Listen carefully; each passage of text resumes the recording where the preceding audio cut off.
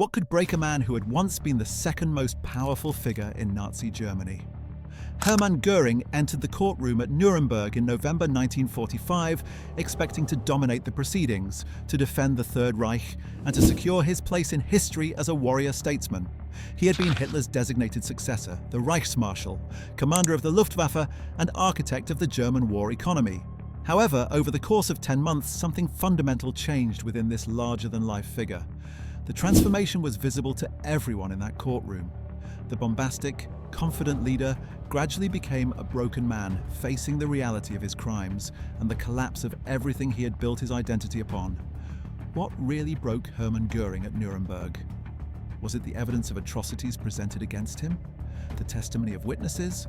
The realization that history would judge him a criminal rather than a hero? Or was it something more personal, more psychological, more devastating than any legal proceeding could inflict?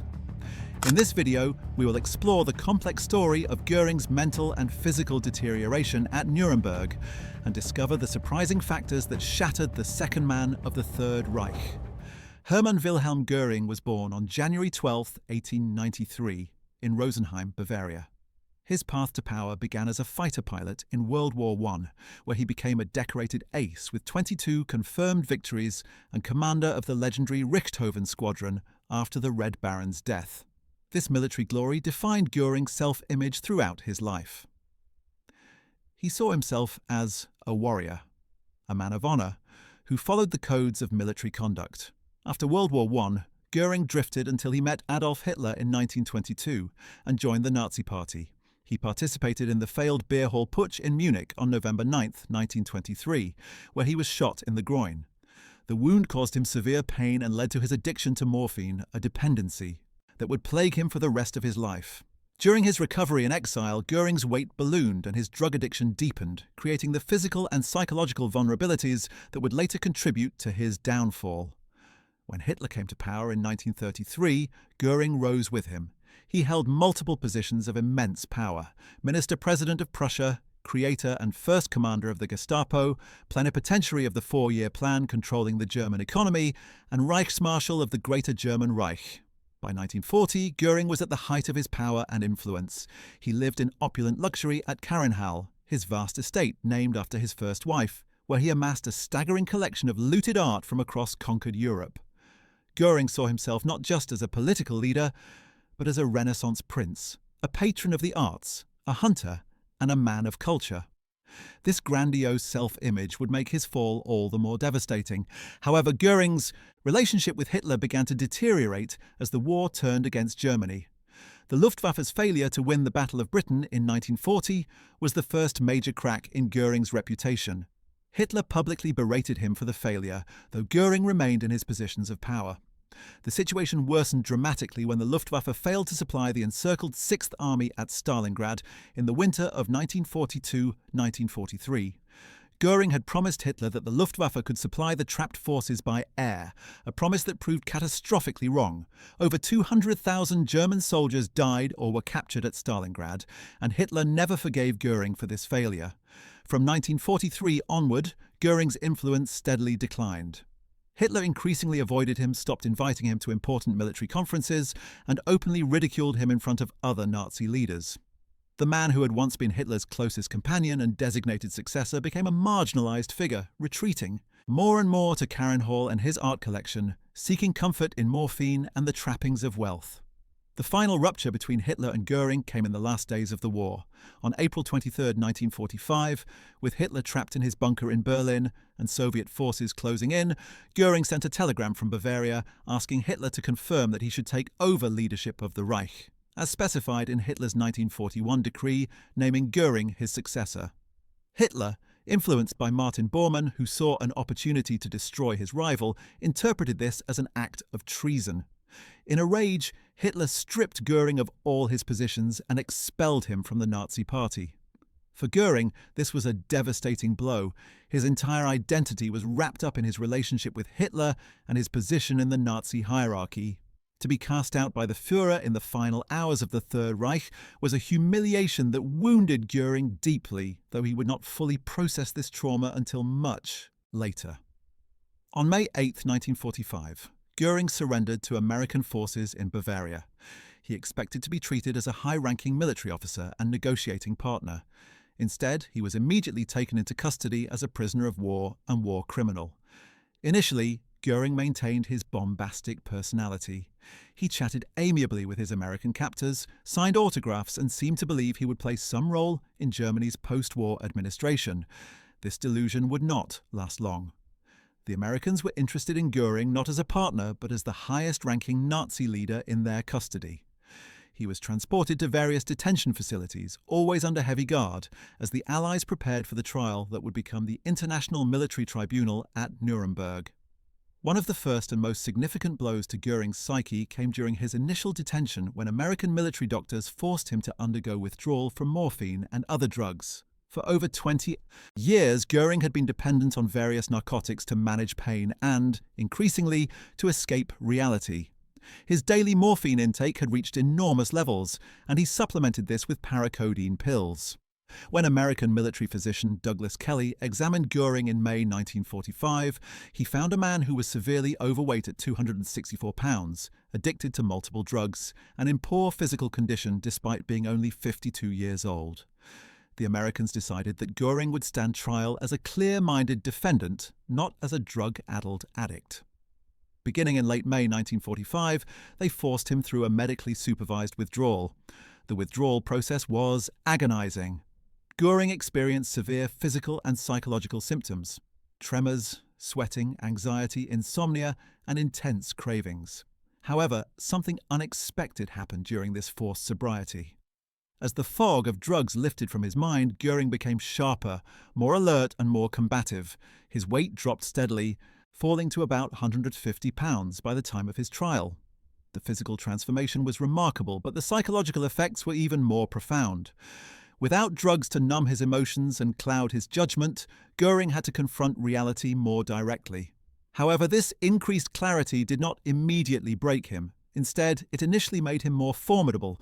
The sharp-minded Göring was more dangerous in the courtroom than the drug-addled version would have been. He began preparing his defense with renewed energy, convinced he could use the trial to justify the Nazi regime and secure his place in history as a principled leader who had fought for Germany's interests. The International Military Tribunal at Nuremberg officially began on November 20, 1945, in the Palace of Justice in Nuremberg, Germany. 24 Nazi leaders were indicted, though only 21 would stand trial. The charges included conspiracy to wage aggressive war, crimes against peace, war crimes, and crimes against humanity. Göring was the first defendant listed on the indictment, reflecting his position as the highest-ranking Nazi in custody.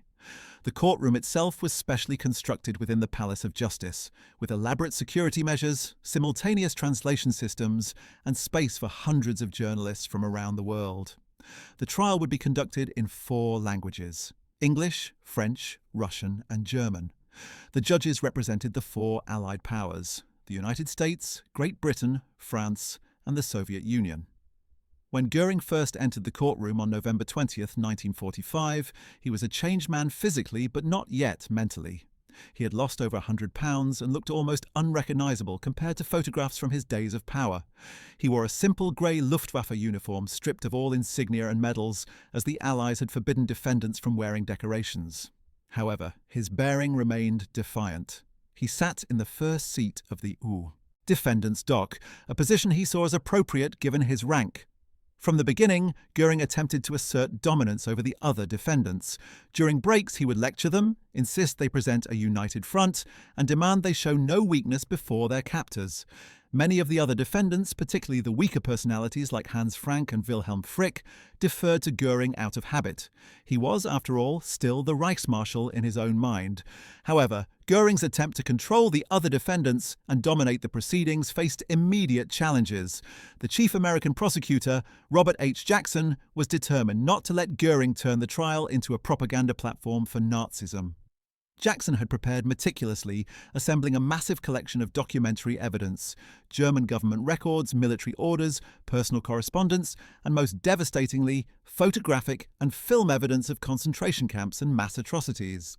Jackson's strategy was to let the Nazis condemn themselves through their own words and documents, rather than relying primarily on witness testimony that could be disputed. The opening days of the trial involved the reading of the indictment, which took 2 full days. As Göring listened to the charges against him and the Nazi regime, his face showed a mixture of boredom and contempt. He seemed to view the entire proceeding as victor's justice, illegitimate and politically motivated. During these early sessions, Göring would make dismissive gestures, whisper to the other defendants, and generally show disrespect for the court. The judges repeatedly had to warn him about his behaviour.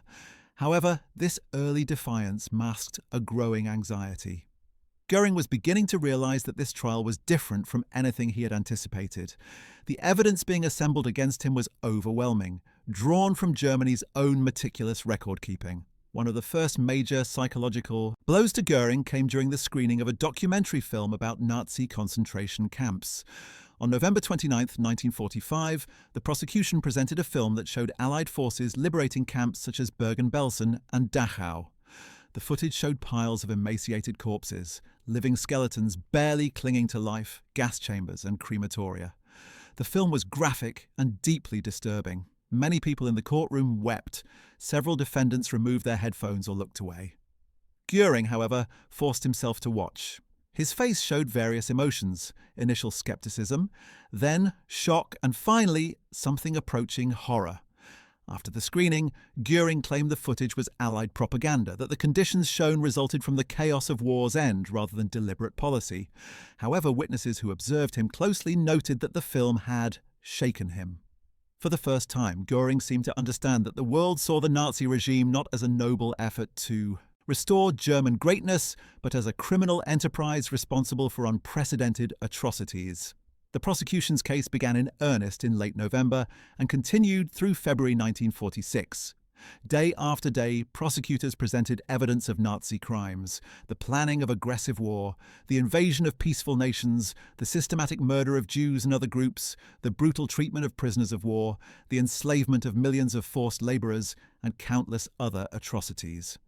Much of this evidence was drawn from documents signed by Göring himself or created by organisations under his control. The Gestapo, which Göring had founded and initially commanded, had compiled detailed records of its activities. The economic agencies Göring had controlled had documented their use of slave labour. His own orders and memoranda revealed his knowledge of and participation in criminal policies. Göring's initial strategy was to deny knowledge of the worst atrocities while defending the policies he could not deny. He claimed he knew nothing about the Holocaust, that he had been focused on military and economic matters, and had no idea what Himmler and the SS were doing in the concentration camps. This defense became increasingly untenable, as the prosecution presented document after document showing Göring's involvement in anti-Jewish policies. On July 31, 1941, Göring had signed an order directing Reinhard Heydrich to prepare the final solution of the Jewish question in German-controlled Europe. When this document was introduced as evidence, Göring tried to claim the phrase had a different meaning, that it referred to emigration rather than extermination. However, the prosecution demolished this claim by presenting other documents that made clear what final solution meant in Nazi parlance. The low point of Göring's defense came during the testimony of Rudolf Höss, the commandant of Auschwitz concentration camp. Höss testified on April 15, 1946, describing in cold, bureaucratic language how Auschwitz had functioned as a death factory. He estimated that approximately 2.5 million people had been killed at Auschwitz, most of them Jews, using Zyklon B gas in specially designed chambers. Höss described the process in horrific detail, how victims were told they were going to shower, how they were herded into the gas chambers, how long it took for them to die, how the bodies were removed and cremated. He spoke without emotion, as if discussing an industrial process. The courtroom was silent except for Höss's voice and the interpreters translating his words. Göring listened with his head down, avoiding eye contact with anyone. After Höss finished testifying, Göring was observed sitting alone during the lunch break, not eating, staring at nothing. Something in Höss's testimony had penetrated Göring's defences in a way that previous evidence had not. Perhaps it was the scale of the killing, or the cold systematization of murder, or the realization that this had been done in the name of the regime he had helped build and had defended throughout his life. However, Göring was not yet broken. He still believed he could salvage something at trial, perhaps not acquittal, but at least the respect of history. He prepared meticulously for his own testimony, filling notebooks with notes and arguments. He studied the charges, the evidence, and the prosecution's strategy. Göring was intelligent and had been a skilled debater and political operator. He believed that if he could just explain the Nazi perspective, if he could contextualize Germany's actions within the broader history of the interwar period, people would understand. This was perhaps his greatest illusion, the belief that understanding would lead to acceptance, that explanation would serve as justification. While Göring prepared for his testimony, the trial continued with other witnesses and evidence. The prosecution presented testimony from survivors of concentration camps, witnesses to mass executions, victims of medical experiments, and countless others who had suffered under Nazi rule. Each story added to the mountain of evidence demonstrating the systematic nature of Nazi crimes. Göring tried to maintain his leadership role among the defendants, but cracks were beginning to show. Some defendants began to distance themselves from Göring, seeing that association with him hurt their own cases.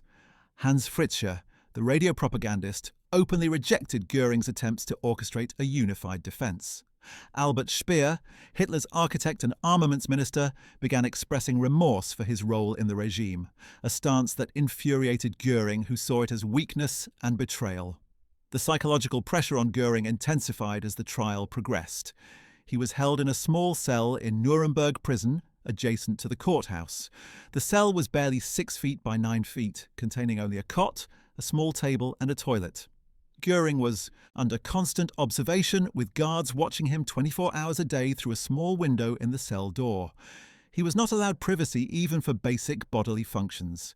The lights in his cell were never completely extinguished, making sleep difficult. These conditions were designed to prevent suicide, but they also served as psychological pressure, breaking down his sense of dignity and autonomy. For a man who had lived in palatial luxury, who had commanded hundreds of thousands of men, who had been accustomed to deference and luxury, this treatment was degrading. Adding to Göring's psychological burden was the news from outside the trial. Germany lay in ruins, divided among the Allied powers. The economic collapse was total, with millions of Germans facing starvation and homelessness. The Nazi Party was illegal, its symbols banned, its ideology repudiated. Göring's beloved Karinhall had been destroyed, looted first by Göring himself as he evacuated his art collection, then by Soviet forces who demolished the buildings. His vast art collection, assembled through systematic looting across occupied Europe, was being identified and returned to its rightful owners. Everything Göring had built, everything he had accumulated, was gone. His legacy was not glory, but shame. His name was synonymous not with German greatness, but with German criminality. Göring's family situation added another layer of pain. His wife Emmy and daughter Edda were alive but struggling in the chaos of post-war Germany. Emmy was initially arrested and held by American forces, then released. She faced social ostracism and economic hardship. Göring's letters to Emmy reveal a man trying to maintain his dignity and authority even from prison, but also a growing desperation about his family's fate.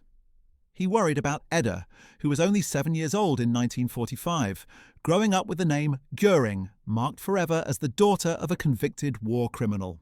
This concern for his daughter's future was perhaps the most human aspect of Göring's character and would play a role in his final decisions. The most devastating blow to Göring's psychological defences came not from the prosecution, but from the testimony of other Germans. Throughout the trial, German witnesses testified about Nazi crimes. Some were victims, others were lower-ranking perpetrators who had participated in atrocities. These witnesses described a regime built on terror, murder, and lies. They described the enthusiasm with which many Germans had participated in these crimes, the systematic nature of the killing, and the knowledge that extended far beyond a small circle of leaders. For Göring, who had maintained the fiction that the German people had been noble warriors led astray only by a few extremists, this testimony was crushing. It revealed that the regime he had served was rotten at every level, that the crimes were not aberrations but the system's core purpose. As winter turned to spring in 1946, Göring's mental state deteriorated. The combination of forced sobriety, constant surveillance, overwhelming evidence of atrocities, isolation from his family, the collapse of everything he had valued, and the dawning realization that he would be convicted and condemned by history began to break through his defenses. His notebooks from this period show increasingly desperate attempts to justify Nazi policies. He wrote long screeds about how Germany had been treated unfairly after World War I, how the Versailles Treaty had been unjust, how Germany had only sought to reclaim its rightful place among nations. However, these arguments sounded hollow even to Göring as he wrote them. How could claims about treaty unfairness justify the gas chambers of Auschwitz? How could German grievances explain the Einsatzgruppen shooting pits? Göring was intelligent enough to see the inadequacy of his arguments, yet his entire identity depended on maintaining them. The relationship between Göring and the other defendants became increasingly fraught as the trial progressed. Some defendants looked to Göring for leadership and moral support.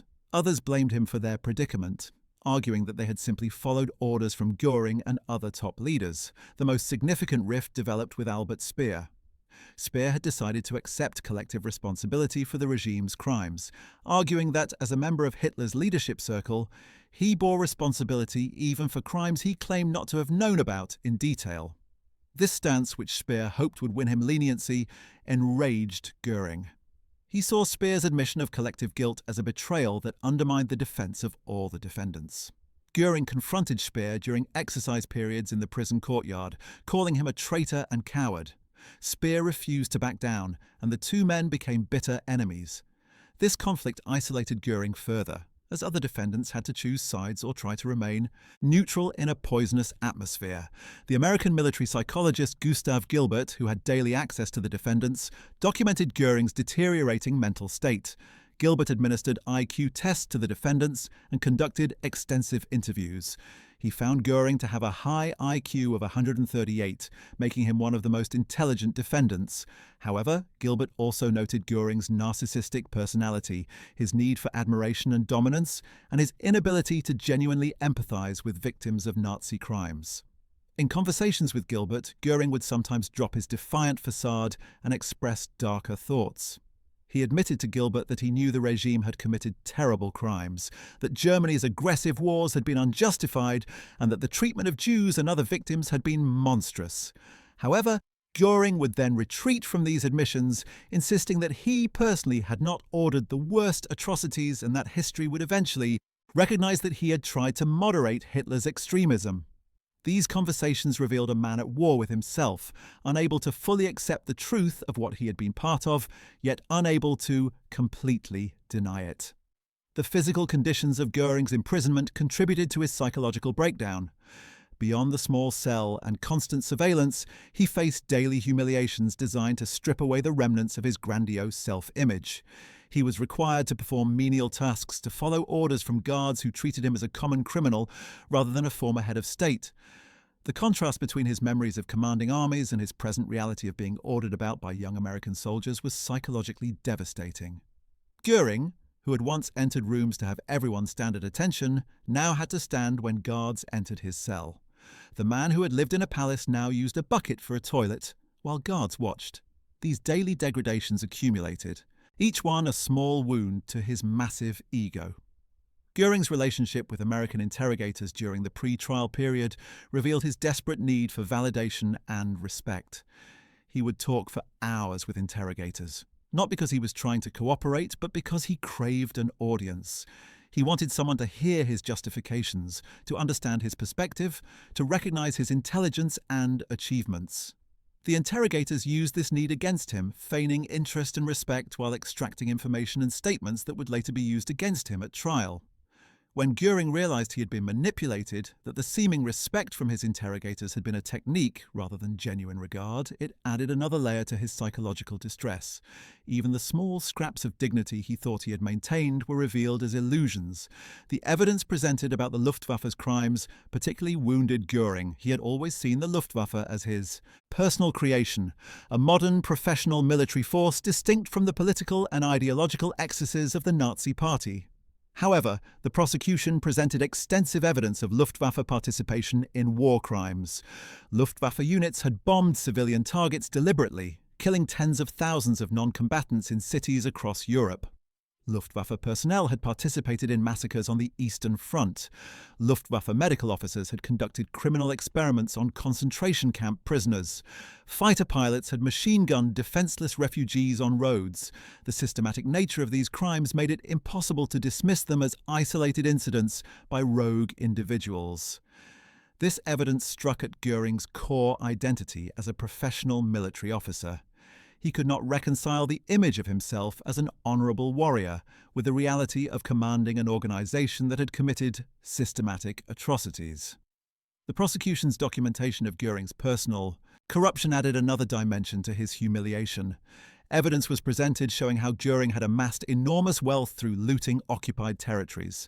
His art collection alone was worth hundreds of millions of dollars, assembled by systematically stealing from museums, private collections, and Jewish families across Europe.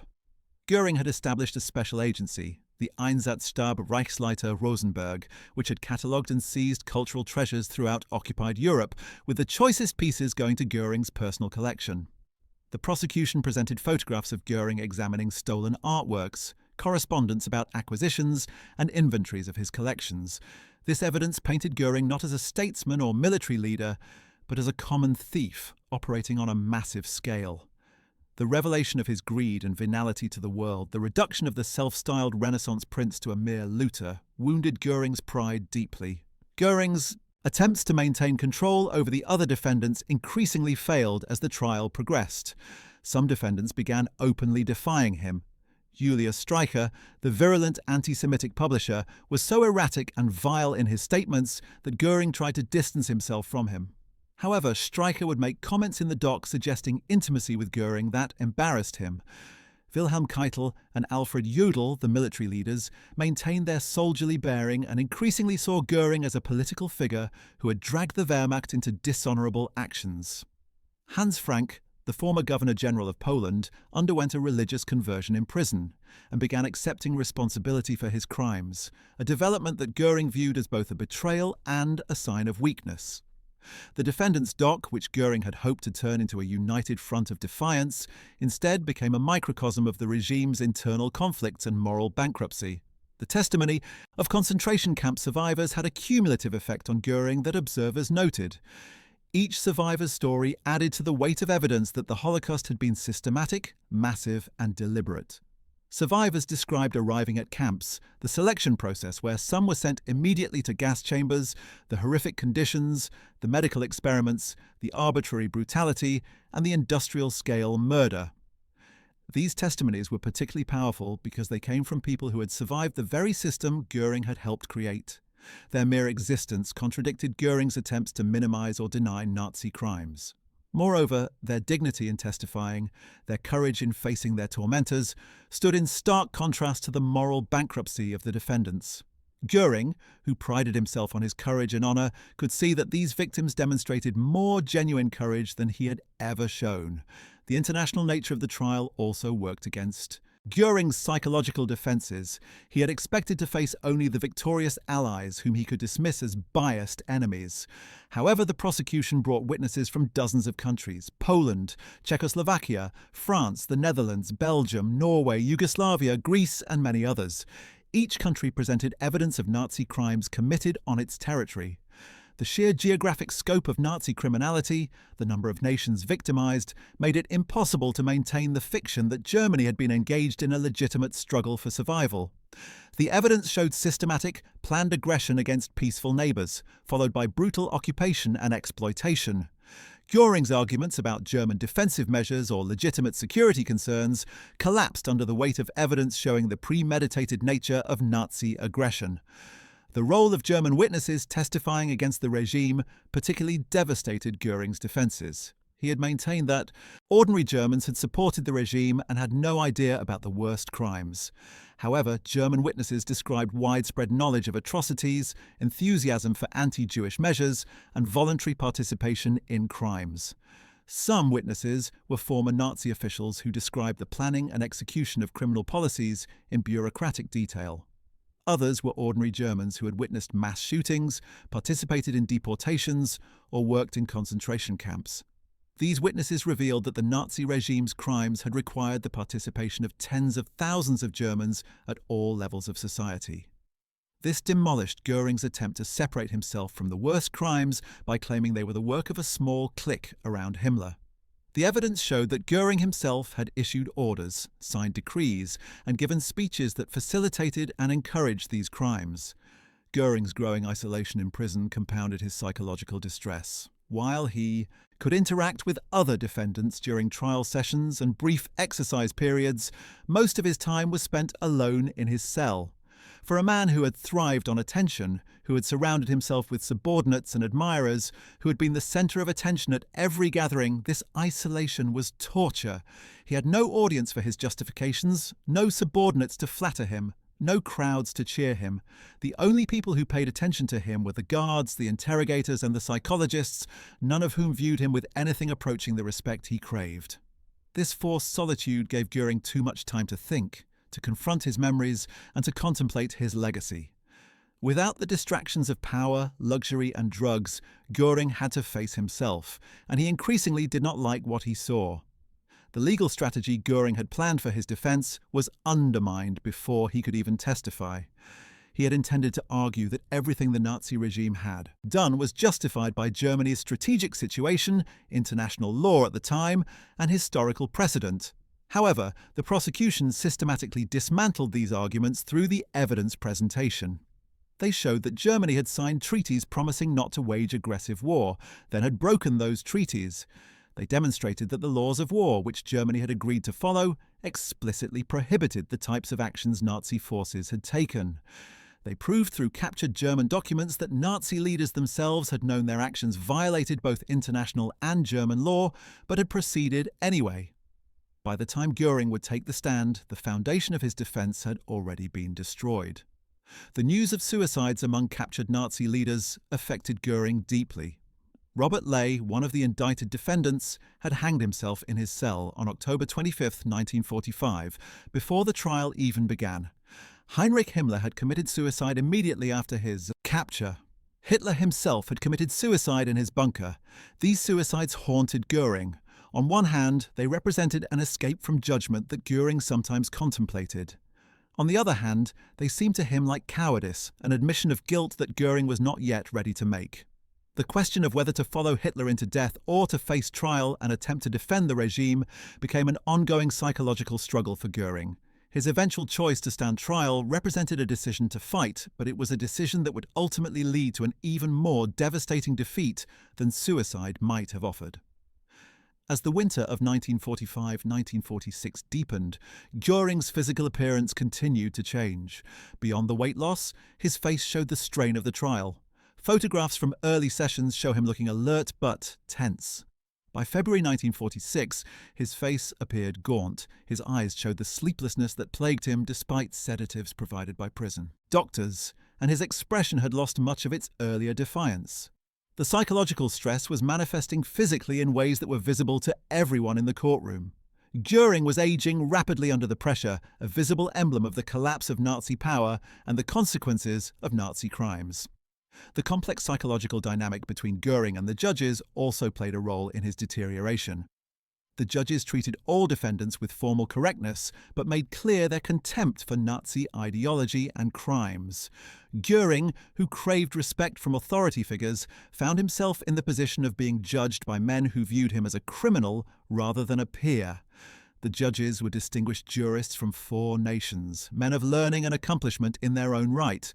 In another context, Göring might have tried to cultivate relationships with such men, to impress them with his knowledge of art and culture.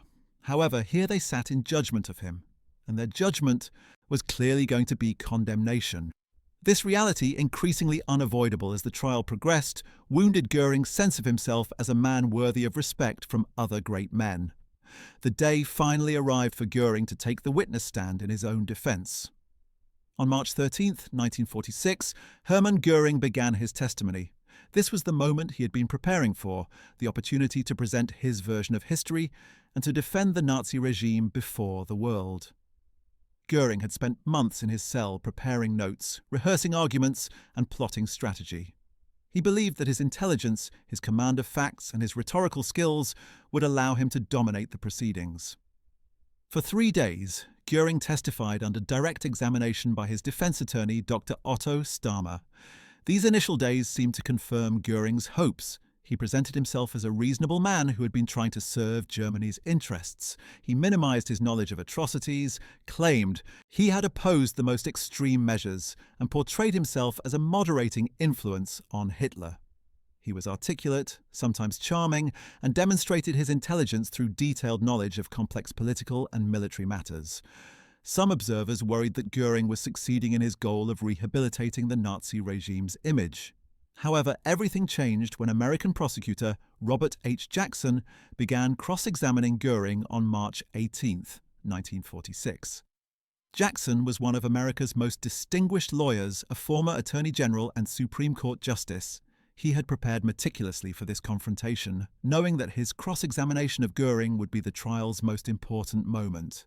If Göring could withstand Jackson's cross-examination, the entire trial's credibility might be undermined.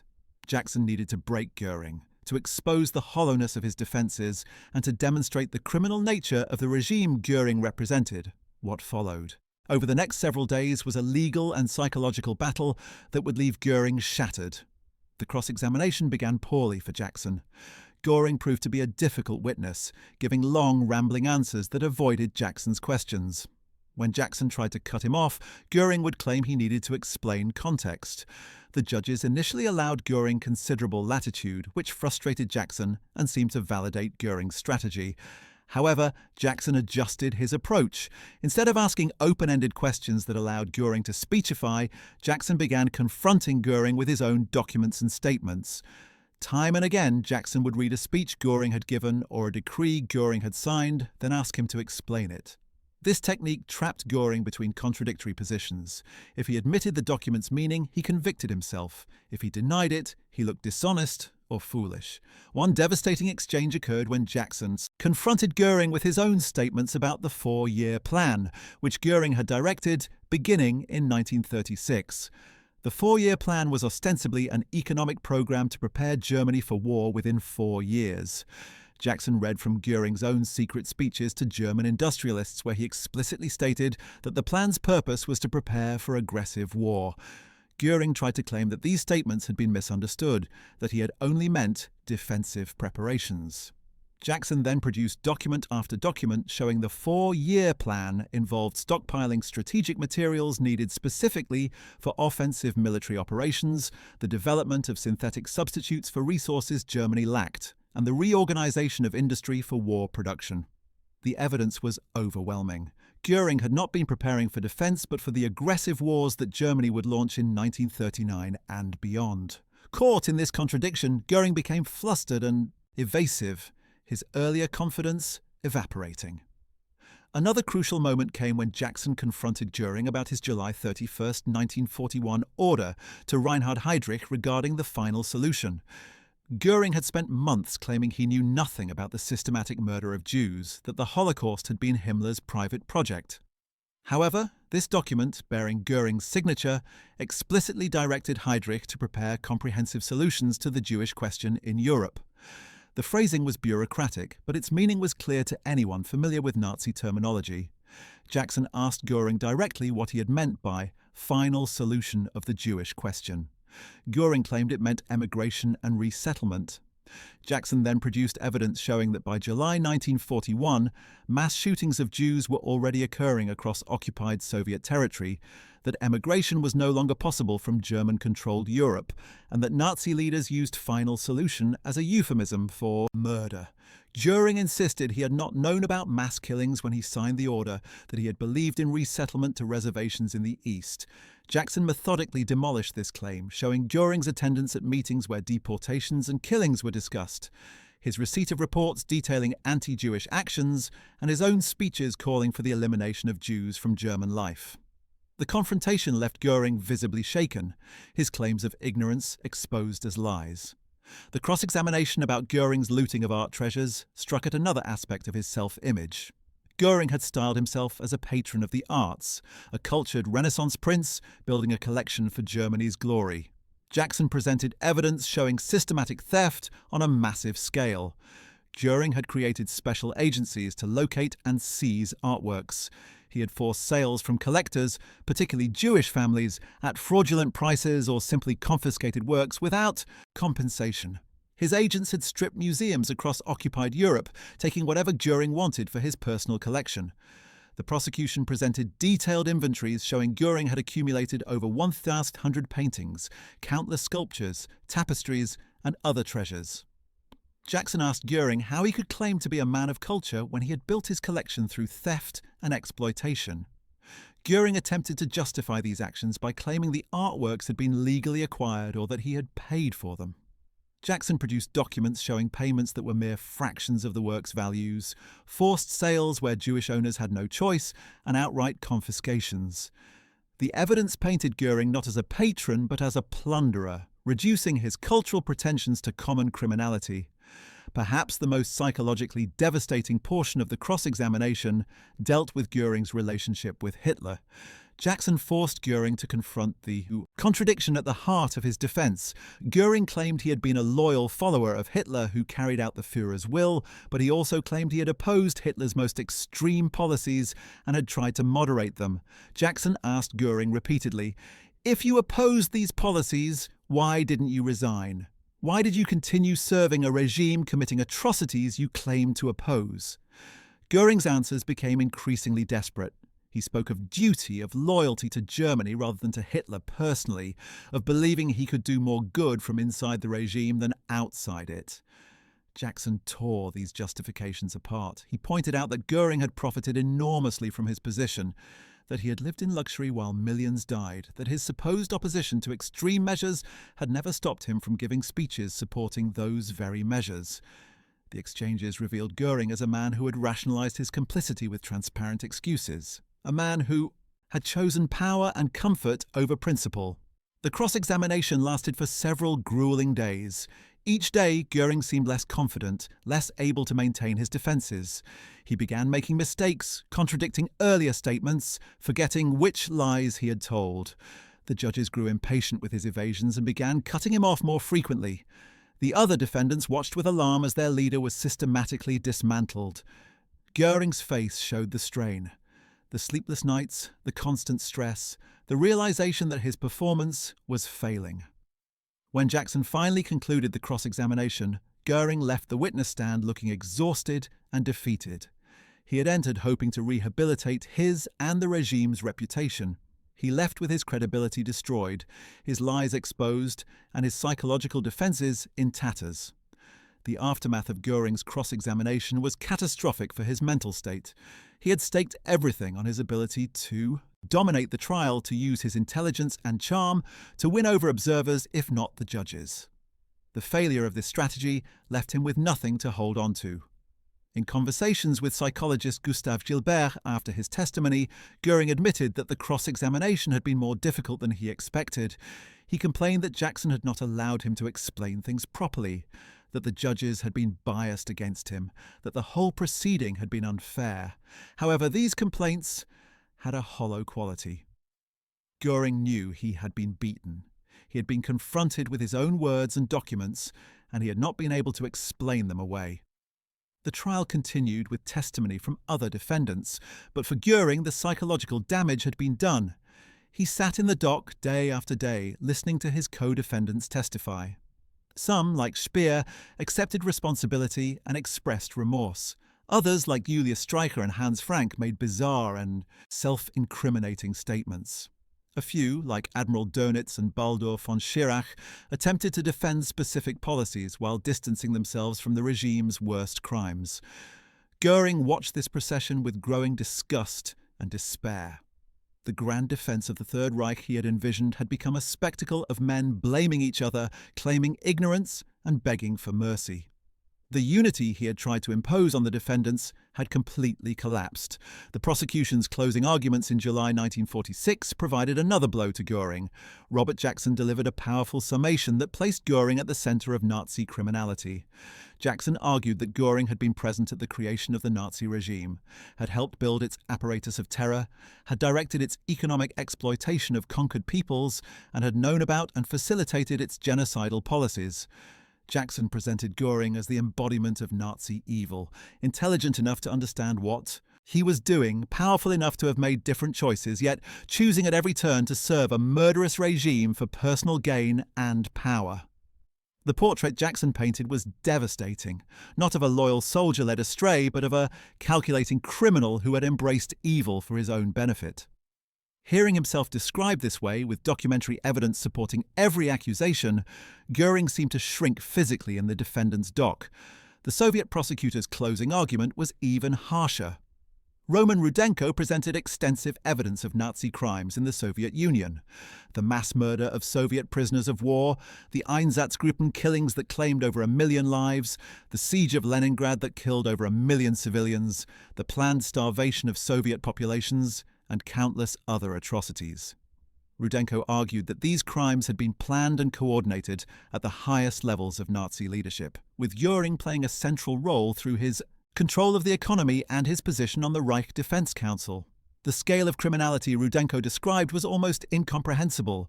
Millions dead through deliberate policy. Göring had tried to maintain that the war in the East had been a legitimate military campaign.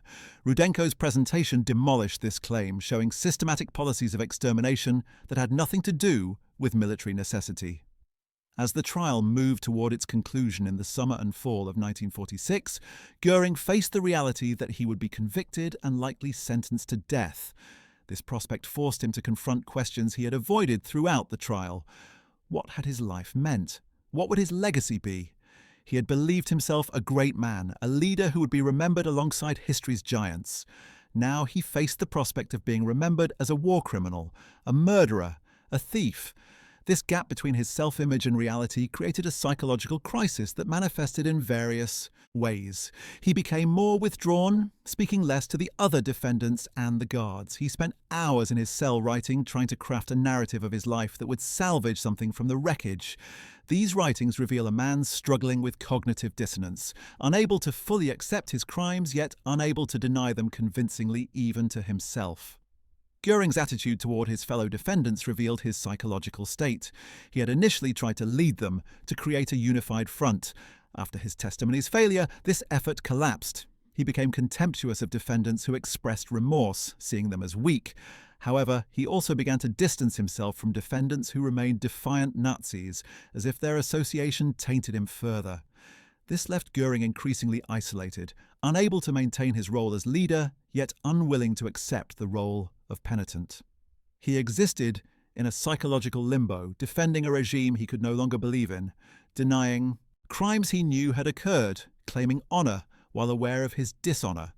The evidence presented after Göring's testimony continued to accumulate, each piece adding to the weight crushing him. The prosecution presented evidence about the T4 euthanasia program that had murdered over 200,000 disabled Germans. Documents showed Göring had been informed about this program and had raised no objections. Evidence about the treatment of Soviet prisoners of war revealed that over 3 million had died in German captivity through deliberate starvation, exposure, and murder. Göring had been involved in decisions about prisoner treatment through his role in the 4-year plan and his control over resources. The systematic enslavement of millions of foreign workers, many of them worked to death in German factories and farms, was documented through extensive records. Göring's agencies had coordinated much of this forced labor program. Each revelation made it clearer that Göring had not been a peripheral figure but a central architect of Nazi criminality. The testimony about the Gestapo, which Göring had created and initially commanded, was particularly damaging. Witnesses described the Gestapo's systematic use of torture, its network of informers that terrorized German society, its arbitrary arrests, and its role in the Holocaust. While Göring had transferred control of the Gestapo to Himmler in 1934, he could not escape responsibility for creating this apparatus of terror. The prosecution showed that the methods and policies Göring had established in the Gestapo's early years had continued and expanded under Himmler's leadership. Göring's claim that he had been a responsible administrator whose creation had been perverted by others rang hollow when evidence showed the Gestapo had been brutal and lawless from its inception under Göring's leadership. Göring's physical health deteriorated as psychological stress took its toll. He developed various ailments, including severe headaches, digestive problems, and insomnia. Prison doctors treated these symptoms, but the underlying cause was psychological rather than physical. Göring was literally being crushed under the weight of evidence, his body manifesting the stress his mind could not process. He lost more weight, his appearance becoming almost skeletal. Photographs from later in the trial show a man who looked decades older than his actual age of 53. The vital, commanding figure who had entered the trial had been replaced by a haggard, defeated old man. The psychological impact of hearing testimony from concentration camp survivors was cumulative and devastating for Göring. While he maintained his public denials of knowledge about the Holocaust, he could not escape the reality presented in the courtroom. Survivors described arriving at Auschwitz, the selection process, the gas chambers, the crematoria, the medical experiments, the arbitrary killings, and the industrial scale of murder. Each testimony was a separate indictment, not just of the Nazi regime, but of Göring personally. These crimes had been committed in the name of the ideology he had embraced, by the regime he had helped build during the years when he held enormous power. His claims of ignorance became increasingly untenable, even to himself, as survivor after survivor described a systematic program of extermination that had involved thousands of perpetrators and had been known throughout the Nazi leadership. The collapse of Göring's relationship with the other defendants reflected his internal collapse. What had begun as an attempt at leadership had deteriorated into mutual recrimination and isolation. Some defendants blamed Göring for their predicament, arguing they had simply followed his orders. Others viewed him with contempt for his failed defense strategy. A few maintained personal respect for him but kept their distance to protect their own cases. Göring found himself increasingly alone, without allies or genuine friends among the defendants. This isolation in the very place where he had expected to lead created another layer of psychological pain. Even here, among his fellow criminals, Göring could not maintain the respect and deference he craved. The question of responsibility became central to Göring's psychological struggle. Throughout the trial, he oscillated between accepting and denying responsibility. At times, he would claim that he had simply followed Hitler's orders, that ultimate responsibility lay with the Führer. At other times, he would defend Nazi policies as justified and necessary, implicitly accepting responsibility for them. This inconsistency revealed Göring's inability to construct a coherent self-narrative. He could not decide whether to be the loyal subordinate or the independent leader, the policymaker or the order follower. This psychological incoherence manifested in his testimony and his conversations with Gilbert, leaving observers with the impression of a man who could not face the truth of his own life. The realization that his family would bear the burden of his name added to Göring's distress. His wife Emmy faced social ostracism and economic hardship. His daughter Edda, born in 1938, would grow up as the daughter of a convicted war criminal. Göring wrote letters to Emmy expressing concern for Edda's future, asking how she would live with the name Göring. These letters revealed genuine paternal concern mixed with self-pity. Göring wanted his daughter to remember him as a great man who had served Germany, but he knew the world would teach her he had been a criminal. This gap between how he wanted to be remembered and how he would actually be remembered tormented him, particularly regarding his daughter who would live with the consequences of his actions long after he was gone. The psychological sessions with Gustave Gilbert provided a window into Göring's deteriorating mental state that would not have been visible otherwise. Gilbert had unprecedented access to the defendants, speaking with them daily in their cells. His notes document Göring's gradual breakdown in painful detail. In early sessions, Göring was defensive and boastful, eager to justify himself and the regime. As the trial progressed and evidence accumulated, Göring's tone changed. He began expressing doubts, questioning decisions, and showing signs of depression. Gilbert noted that Göring's mood swings became more pronounced, oscillating between defiance and despair. In some sessions, Göring would angrily defend Nazi policies. In others, he would slump in his chair and talk about how everything had gone wrong, how Germany had been destroyed, how his life had been wasted. These conversations revealed a man whose psychological defenses were crumbling under sustained assault from evidence, isolation, and forced introspection. The testimony of Rudolf Höss, the Auschwitz commandant, impacted Göring in ways that observers found significant. Höss testified on April 15, 1946, describing the operations of Auschwitz in bureaucratic detail. He estimated that 2.5 million people had been killed there, mostly Jews, using Zyklon B gas. Höss described the process: the arrival of transports, the selection of those fit for work and those to be killed immediately, the deception telling victims they were going to shower, the gassing, the removal of bodies, the extraction of gold teeth, the cremation. His testimony was chilling in its matter-of-factness. After Höss finished, Göring was observed during the lunch break sitting alone, not eating, staring into space. Gilbert approached him and asked what he thought of Höss's testimony. Göring's response was telling. He did not deny the testimony or claim it was exaggerated. Instead, he said something like, "It was too much, it went too far." This admission, even in such limited form, suggested that Göring's defenses against acknowledging the Holocaust were weakening. He could no longer maintain complete denial when faced with testimony from the man who had run the largest death camp. The evidence about the Night of the Long Knives, the purge of June 30, 1934, when Hitler ordered the murder of Ernst Röhm and other SA leaders, also wounded Göring. He had participated actively in this purge, drawing up lists of those to be killed and personally overseeing some arrests. At the time, Göring had justified these killings as necessary to prevent an SA coup.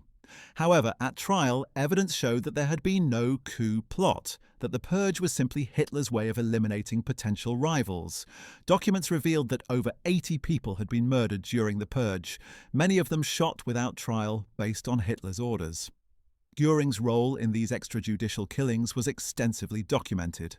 The prosecution presented this evidence to show that the Nazi regime had been lawless from the beginning, willing to murder even its own members without legal process. For Göring, this evidence was damaging because it undermined his claim to have been an honourable officer. What honour was there in murdering comrades without trial based on fabricated accusations? The progressive revelation of Hitler's contempt for Göring in the war's final years added another psychological wound. Evidence presented at trial included Hitler's April 23, 1945, telegram stripping Göring of all positions and expelling him from the Nazi Party. Transcripts of Hitler's conversations recorded by his secretary Martin Bormann showed Hitler repeatedly mocking Göring, calling him a failure, blaming him for the Luftwaffe's defeats, and expressing regret at having designated him as successor. These revelations demolished Göring's self-narrative as Hitler's loyal right hand. They showed that Hitler had viewed Göring with contempt, had blamed him for Germany's defeats, and had cast him aside at the end. For a man whose entire adult life had been defined by his relationship with Hitler, whose identity was wrapped up in being the Führer's designated successor, this evidence of Hitler's disdain was psychologically devastating. Göring had sacrificed his honour, his integrity, and his humanity in service to Hitler, only to discover that Hitler had despised him. The contrast between Göring's self-image and the reality presented at trial created unbearable cognitive dissonance. Göring saw himself as a warrior-statesman, a man of culture, a leader of historic significance. The trial presented him as a drug-addicted thief, a war criminal, a failed military commander, and a corrupt bureaucrat. Göring could not reconcile these two images. He would oscillate between them, sometimes maintaining his grandiose self-conception, other times confronting the shameful reality. This psychological splitting was visible in his behaviour. One day he might lecture other defendants about maintaining their dignity and fighting to the end. The next day he might sit despondently, barely responding when spoken to. The trial was forcing Göring to see himself as the world saw him, and the reflection was unbearable. The failure of his defence strategy left Göring with no psychological escape route. He had bet everything on his ability to dominate the trial, to use his intelligence and rhetorical skills to create doubt about Nazi criminality. When this strategy failed during his cross-examination, Göring had nothing to fall back on. He could not claim ignorance convincingly because the evidence showed he had been at the centre of Nazi policymaking. He could not claim he had simply followed orders because he had been one of the top leaders giving orders. He could not claim noble motives because the results spoke for themselves. Millions dead, Europe in ruins, Germany destroyed. Every psychological defense Göring tried to erect was demolished by evidence, leaving him exposed and vulnerable. The physical setting of the trial contributed to Göring's psychological breakdown. The courtroom was deliberately designed to emphasize the defendant's powerlessness. They sat in a dock guarded by armed soldiers, facing judges on an elevated bench. The judges looked down on the defendants literally and figuratively. The courtroom's architecture reinforced the message that the defendants were criminals being judged by their betters. For Göring, who had been accustomed to rooms organized around his authority, where he sat at the head of the table and others deferred to him, this physical arrangement was symbolically significant. Every day he entered that courtroom and took his seat in the defendant's dock.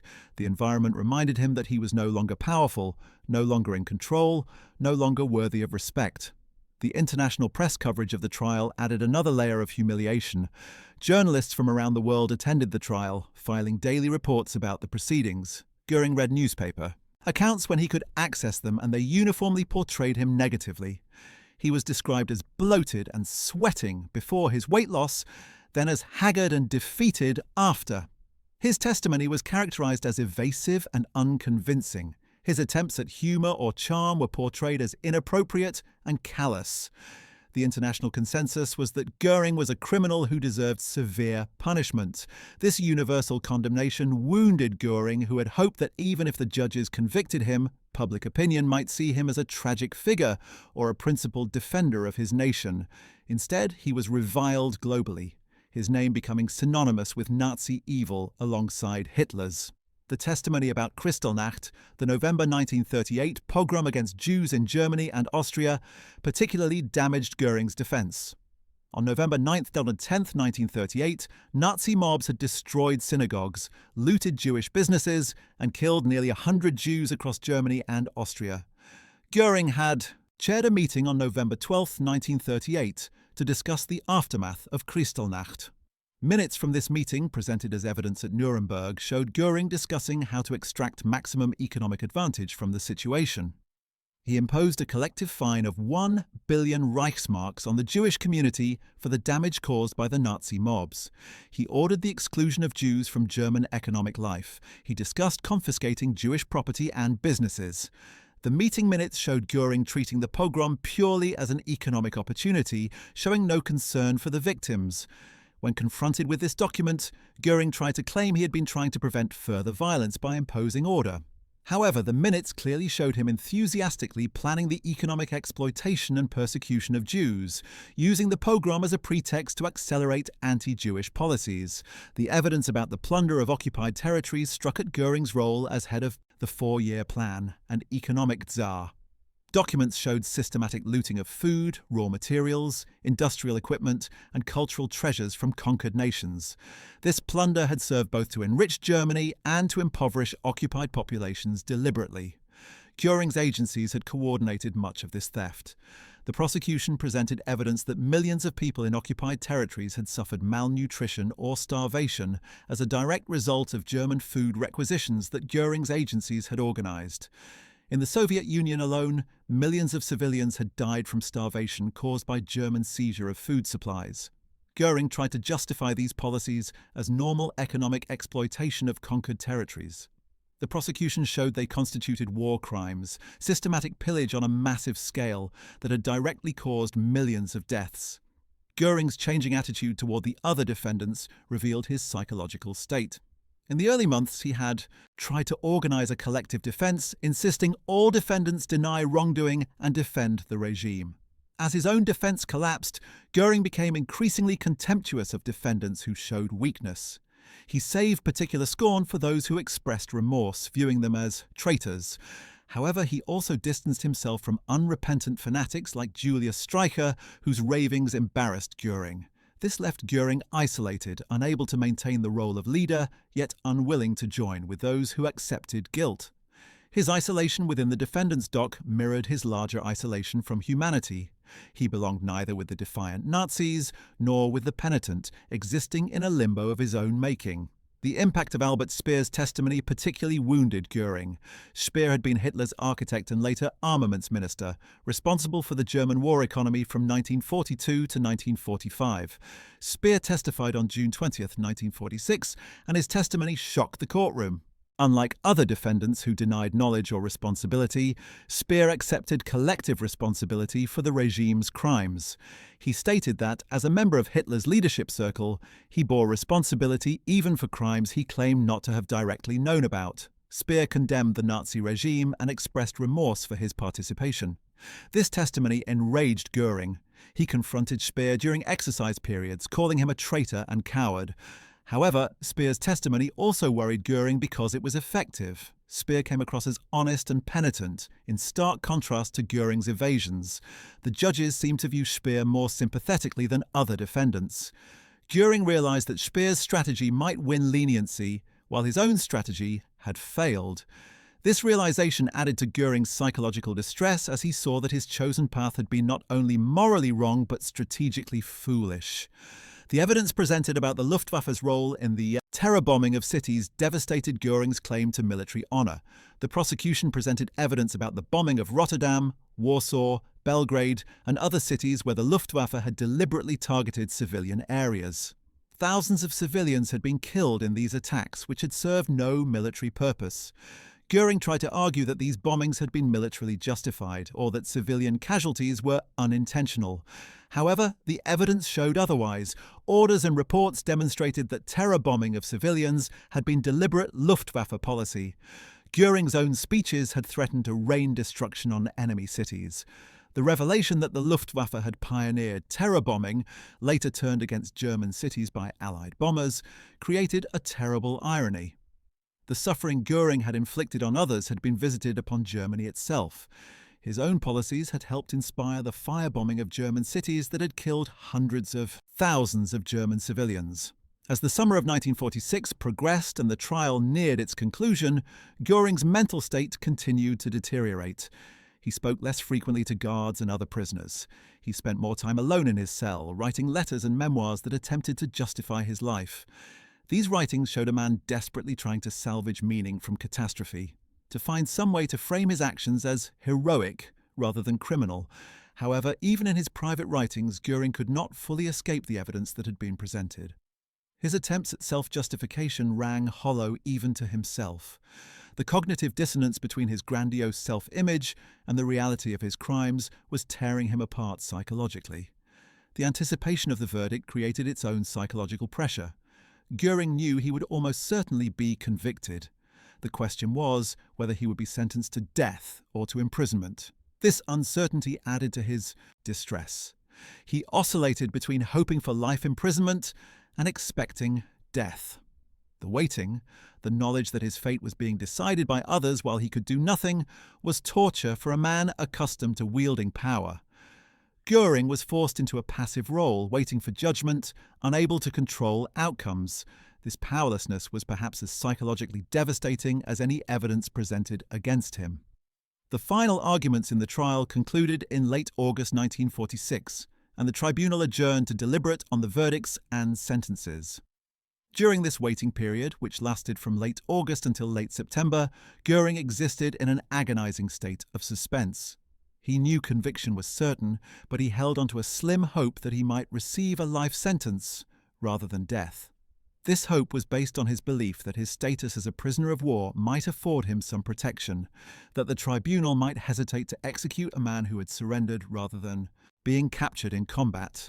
However, this hope was unrealistic. The evidence against Göring was overwhelming.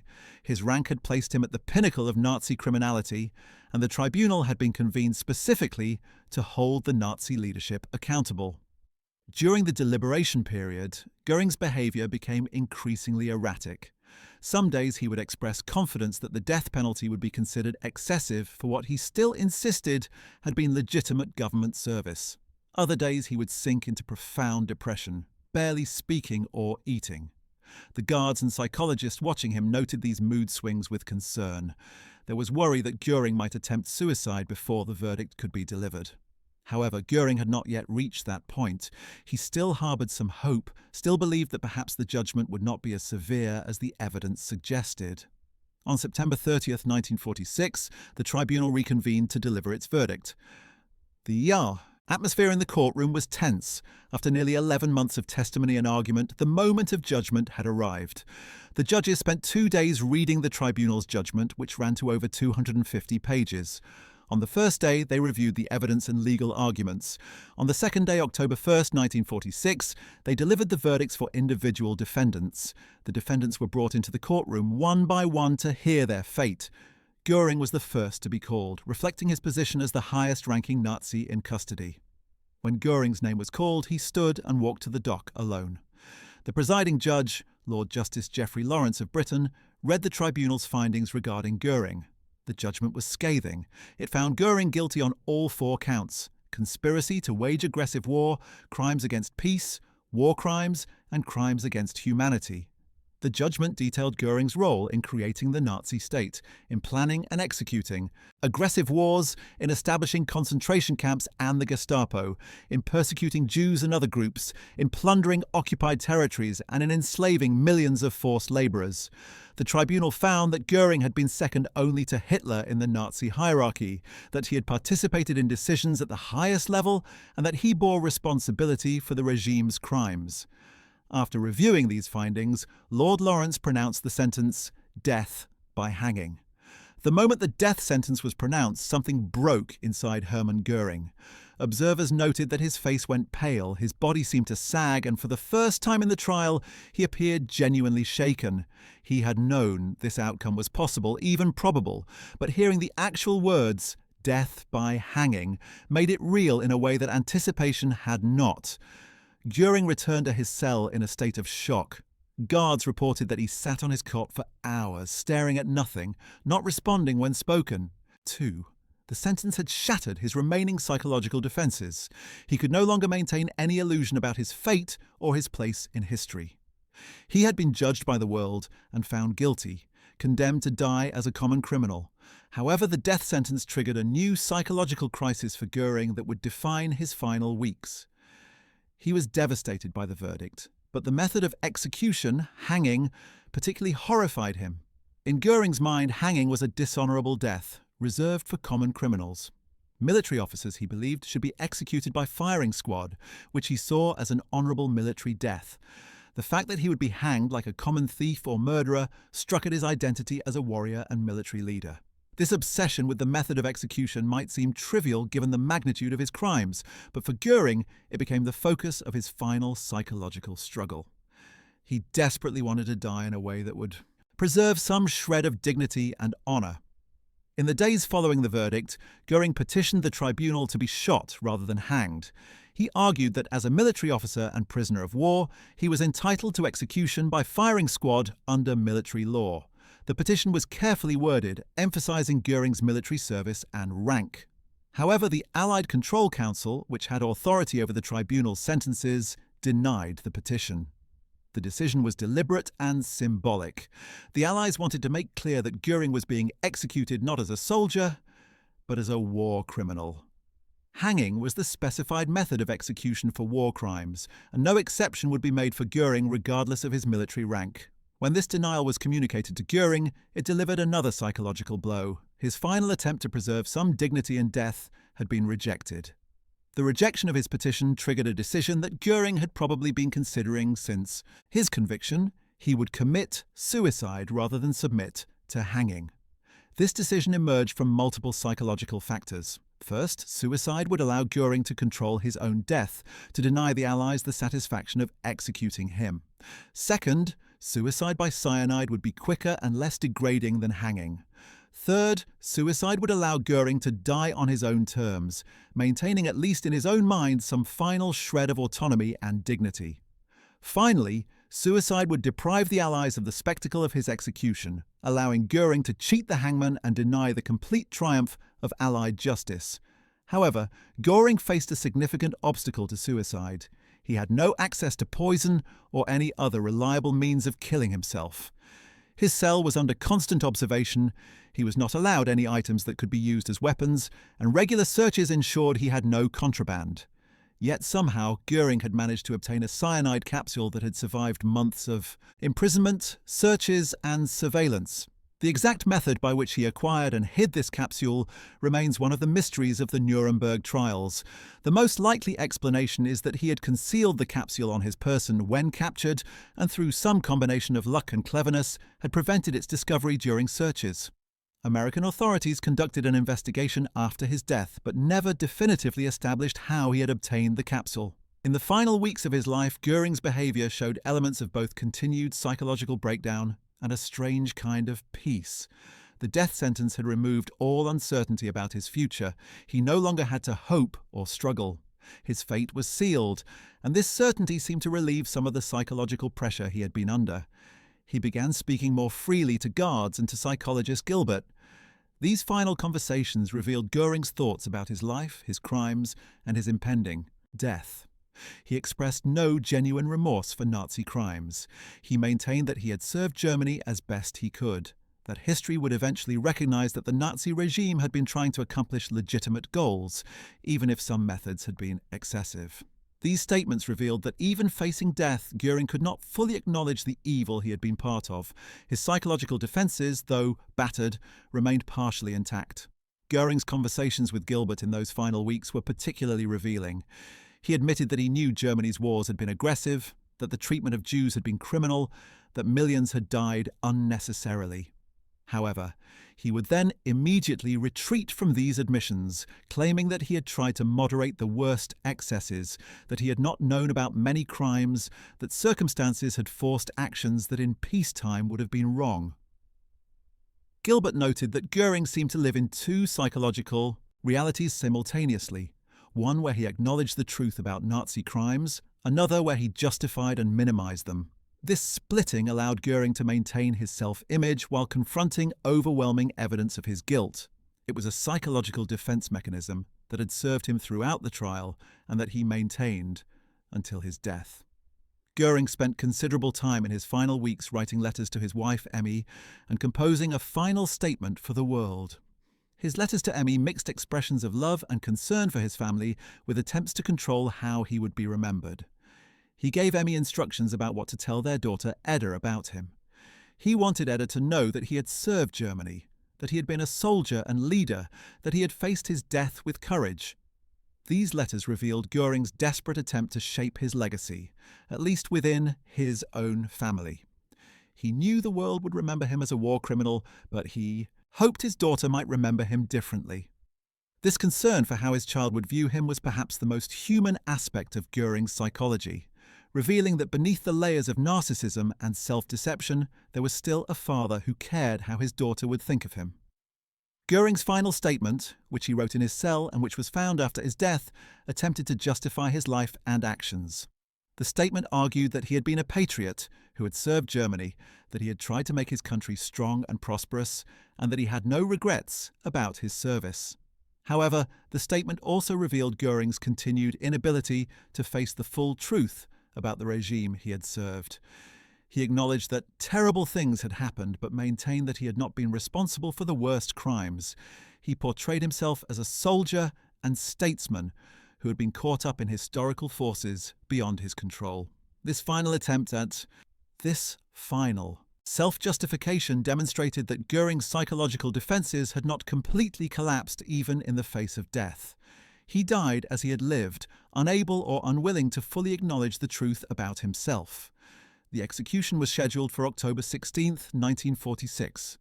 In the early morning hours of that day, the defendants who had been sentenced to death were to be hanged in the gymnasium of Nuremberg prison. However, Göring had no intention of being hanged. Sometime late on the night of October 15th, or in the early morning hours of October 16th, Göring took the cyanide capsule he had hidden for months. The exact timing is uncertain, but when guards checked his cell at approximately 10:45 p.m. on October 15th, they found Göring dead. The cyanide had worked quickly, causing death within minutes. Göring had cheated the hangman, dying on his own terms rather than submitting to the execution the tribunal had ordered. The discovery of Göring's suicide triggered immediate shock and anger among American authorities. An extensive investigation was launched to determine how Göring had obtained the cyanide and managed to hide it for so long. The investigation never conclusively answered these questions, though it led to disciplinary action against several American officers responsible for security at the prison. The suicide was seen as a major failure of American security and a propaganda victory for Göring. He had denied the Allies the complete satisfaction of executing the most prominent Nazi in custody. News of the suicide spread rapidly and generated intense media coverage. Some portrayed Göring's suicide as a final act of defiance, others as an admission of guilt, still others as simple cowardice. The ambiguity of the suicide's meaning allowed different interpretations depending on one's perspective. For those who had wanted to see Göring hang, the suicide was frustrating and disappointing. It deprived the world of the final spectacle of justice being served on Nazi leadership's second man. However, in a larger sense, Göring's suicide did not diminish the trial's significance or undermine the justice it delivered. Göring had been convicted and sentenced by a properly constituted tribunal. The evidence of his crimes had been presented to the world. His guilt had been established beyond any reasonable doubt. Whether he died by hanging or by cyanide did not change these facts. The trial had accomplished its purpose of documenting Nazi crimes and holding the perpetrators accountable. Göring's suicide, rather than being a victory, could be seen as a final acknowledgement that he could not face the consequences of his actions, that even his grandiose ego could not survive the complete exposure of his crimes. The psychological meaning of Göring's suicide was complex. On one level, it represented a final assertion of control by a man who had lost all power. Throughout the trial, Göring had been powerless, subject to the will of his captors and judges. Suicide gave him back a measure of control over his fate. He decided when and how he would die rather than submitting to the Allied execution schedule. However, on another level, the suicide represented a complete psychological collapse. Göring could not face the final degradation of being hanged. Despite his intelligence and his attempts at self-justification, he could not summon the psychological strength to face death with the courage he claimed to value. His suicide was thus both a final act of defiance and an admission of defeat. The impact of Göring's suicide on the other condemned defendants was significant. 10 other defendants had been sentenced to death by hanging. When they learned on the morning of October 16th that Göring had committed suicide, their reactions varied. Some seemed to envy him for escaping the humiliation of hanging. Others saw his suicide as a final act of selfishness, taking the easy way out while they faced the rope. The executions proceeded as scheduled, despite Göring's death. The other 10 condemned men, Wilhelm Keitel, Ernst Kaltenbrunner, Alfred Rosenberg, Hans Frank, Wilhelm Frick, Julius Streicher, Fritz Saukel, Alfred Jodl, Arthur Seyss-Inquart, and Joachim von Ribbentrop were hanged in the early morning hours of October 16, 1946. The executions were carried out efficiently, though several men took several minutes to die because the hangman, American Master Sergeant John Woods, had deliberately made errors to prolong their suffering. Göring's suicide deprived the world of witnessing his final moments on the gallows, but his death did not prevent his legacy from being thoroughly condemned. His body was photographed after his suicide, showing the cyanide-induced discoloration and the grimace of death. These photographs were released to the public to prove he was dead and to counter any myths that might arise about his escape. His body, along with those of the other executed defendants, was cremated, and the ashes were scattered in a river to prevent any gravesite from becoming a shrine for neo-Nazis. Even in death, Göring was denied the dignity he had sought. No monument would mark his passing, no grave would preserve his memory, and no resting place would allow future followers to honor him.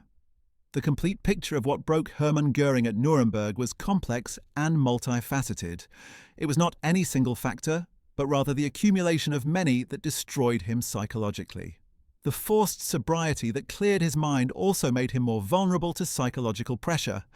The evidence of atrocities presented day after day, month after month, was overwhelming and undeniable.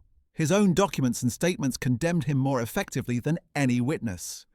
The cross-examination by Robert Jackson exposed the hollowness of his defences and the dishonesty of his claims. The realization that Hitler had despised him undermined his core identity. The failure of his attempt to dominate the trial and rehabilitate the Nazi regime left him without purpose. The isolation from family, the constant surveillance, the daily humiliations, the knowledge that he would be remembered as a criminal rather than a hero, all of these factors combined to break him. However, perhaps the deepest psychological wound was Göring's forced confrontation with reality. Throughout his adult life, Göring had lived in a world of his own creation, surrounded by luxury, flattered by subordinates, protected from the consequences of his decisions by his power and position. The trial stripped all of this away. He could no longer avoid seeing the results of his policies: the millions dead, the families destroyed, the cities in ruins, the suffering beyond measure. He could no longer maintain comfortable illusions about his role or his importance. The trial forced Göring to see himself as he actually was, rather than as he imagined himself to be. This confrontation with reality, sustained over 10 months, was more than his psychological defences could withstand. Yet even broken, Göring never achieved genuine remorse or redemption. He acknowledged Nazi crimes in abstract terms, but never truly accepted his personal responsibility for them. He expressed concern for his family, but not for his victims. He wanted to be remembered as a soldier and statesman rather than as a criminal, even though the evidence proved his criminality beyond doubt. His suicide was a final escape from accountability rather than an acceptance of it. Göring was broken by Nuremberg, but he was not transformed. He died as he had lived, intelligent but amoral, capable but corrupt, defending the indefensible until the very end. The aftermath of Göring's suicide revealed the depth of his psychological calculation, even in death. Investigators found that he had left multiple items in his cell, each carefully placed. His final letter to the tribunal commandant explained how he had hidden the cyanide capsule and why he chose suicide. The letter was written in a tone of defiance mixed with self-justification, claiming that as a soldier he could not submit to the dishonour of hanging. He had also prepared a letter to his wife Emmy that was more personal and emotional, expressing love for her and concern for their daughter while maintaining his innocence of the worst charges. These carefully prepared final communications demonstrated that even in choosing death, Göring was thinking about his image and legacy, trying to control the narrative of his final act. The investigation into how Göring obtained and hid the cyanide capsule became one of the enduring mysteries of the Nuremberg trials. American authorities conducted extensive interrogations of everyone who had access to Göring during his imprisonment. They investigated whether guards had been bribed, whether visitors had smuggled the capsule to him, whether it had been hidden in his personal items. No conclusive answer emerged. The most likely explanation, supported by some evidence, is that Göring had concealed 2 cyanide capsules on his person when he was captured in May 1945. During processing and searches over the following months, 1 capsule was found and confiscated, but Göring had hidden the 2nd capsule so cleverly that it was never discovered despite numerous searches. Some accounts suggest he hid it in a jar of skin cream, others that he concealed it in a body cavity. Whatever the method, Göring's ability to hide the capsule for over a year and a half demonstrated both extraordinary luck and remarkable cunning. The psychological profile of Göring that emerged from the trial and its aftermath painted a picture of a deeply narcissistic personality incapable of genuine empathy or moral reflection. Gustave Gilbert's extensive notes documented a man who could discuss the murder of millions without visible emotion, who was more concerned with his personal comfort and reputation than with the suffering he had caused. Gilbert noted that Göring showed all the characteristics of a psychopathic personality: superficial charm, above-average intelligence, lack of genuine remorse, inability to accept responsibility for his actions, and a grandiose sense of self-worth. However, Gilbert also noted that Göring was not clinically insane. He understood right from wrong and was capable of rational thought. He had chosen to participate in monstrous crimes for personal gain and ideological conviction, not because he was incapable of understanding their wrongness. The question of what would have become of Göring had he not committed suicide provides an interesting counterfactual. If he had been hanged as sentenced, his death would have been witnessed by a select group including American officials, military representatives, and journalists. The hangings were filmed, though the footage was not publicly released for many years. Göring would have been forced to walk to the gallows, to mount the steps, to feel the noose placed around his neck, and to drop through the trapdoor. The method used at Nuremberg was not designed for a quick death. Several of the executed men took several minutes to die, strangling slowly. This would have been the ultimate degradation for a man as proud as Göring. His suicide can thus be seen as his final victory in avoiding this fate, though it was a Pyrrhic victory that changed nothing about his guilt or the justice of his conviction. The impact of the Nuremberg trial on Göring's family was devastating and long-lasting. Emmy Göring spent years after the war trying to rehabilitate her husband's reputation while struggling with poverty and social ostracism. She published a memoir in 1967 that portrayed Hermann Göring as a loving husband and father who had been caught up in historical events beyond his control. The memoir was widely criticized for its attempts to minimize Göring's crimes and to present him sympathetically. Edda Göring, their daughter, grew up bearing one of the most infamous names in history. She spent her life alternating between defending her father's memory and trying to live a normal life away from the shadow of his crimes. In interviews given decades later, Edda maintained that her father had been a good man who loved his family, though she acknowledged the terrible crimes of the Nazi regime.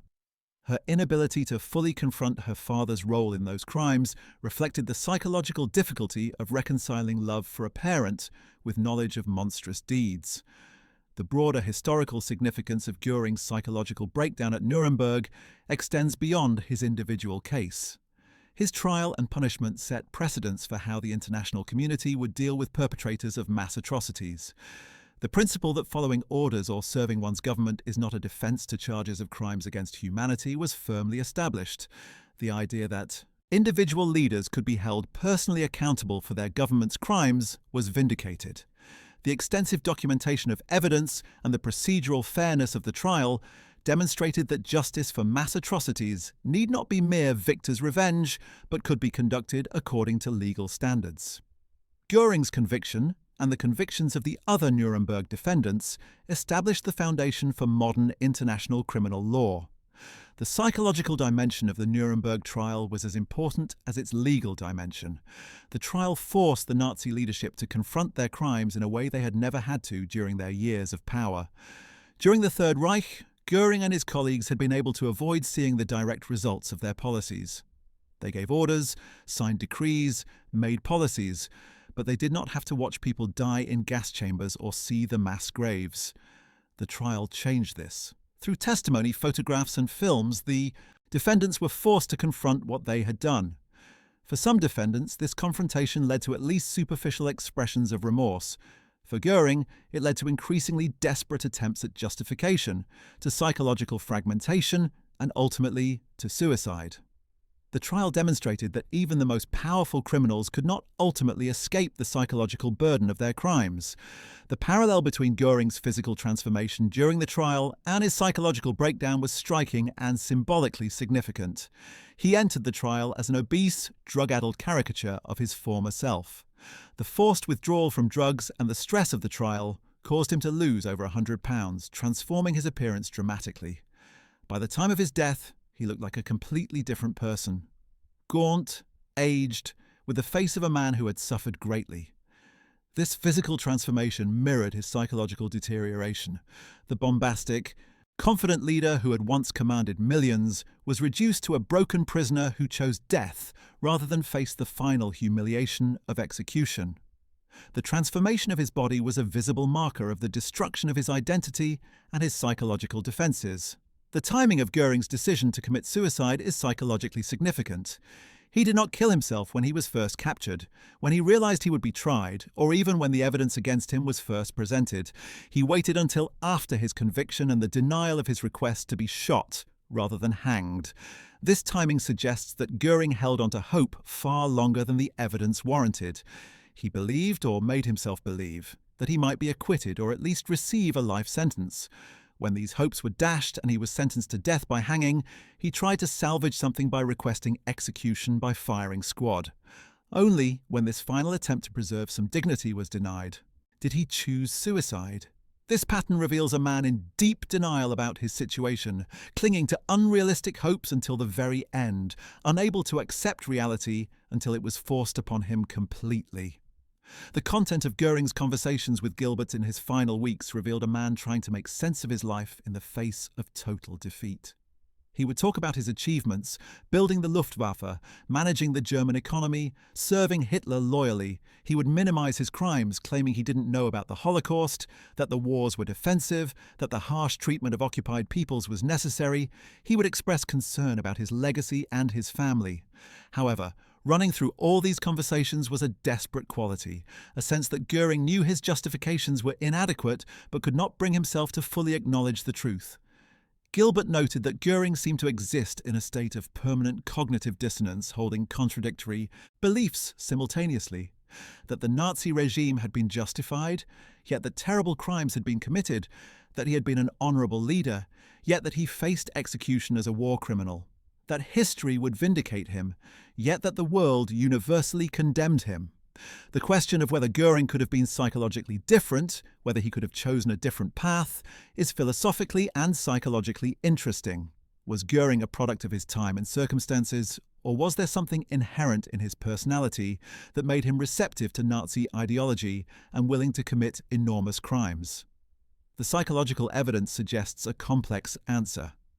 Göring's narcissistic personality, his need for admiration and power, his lack of genuine empathy, these traits existed before he met Hitler and joined the Nazi Party.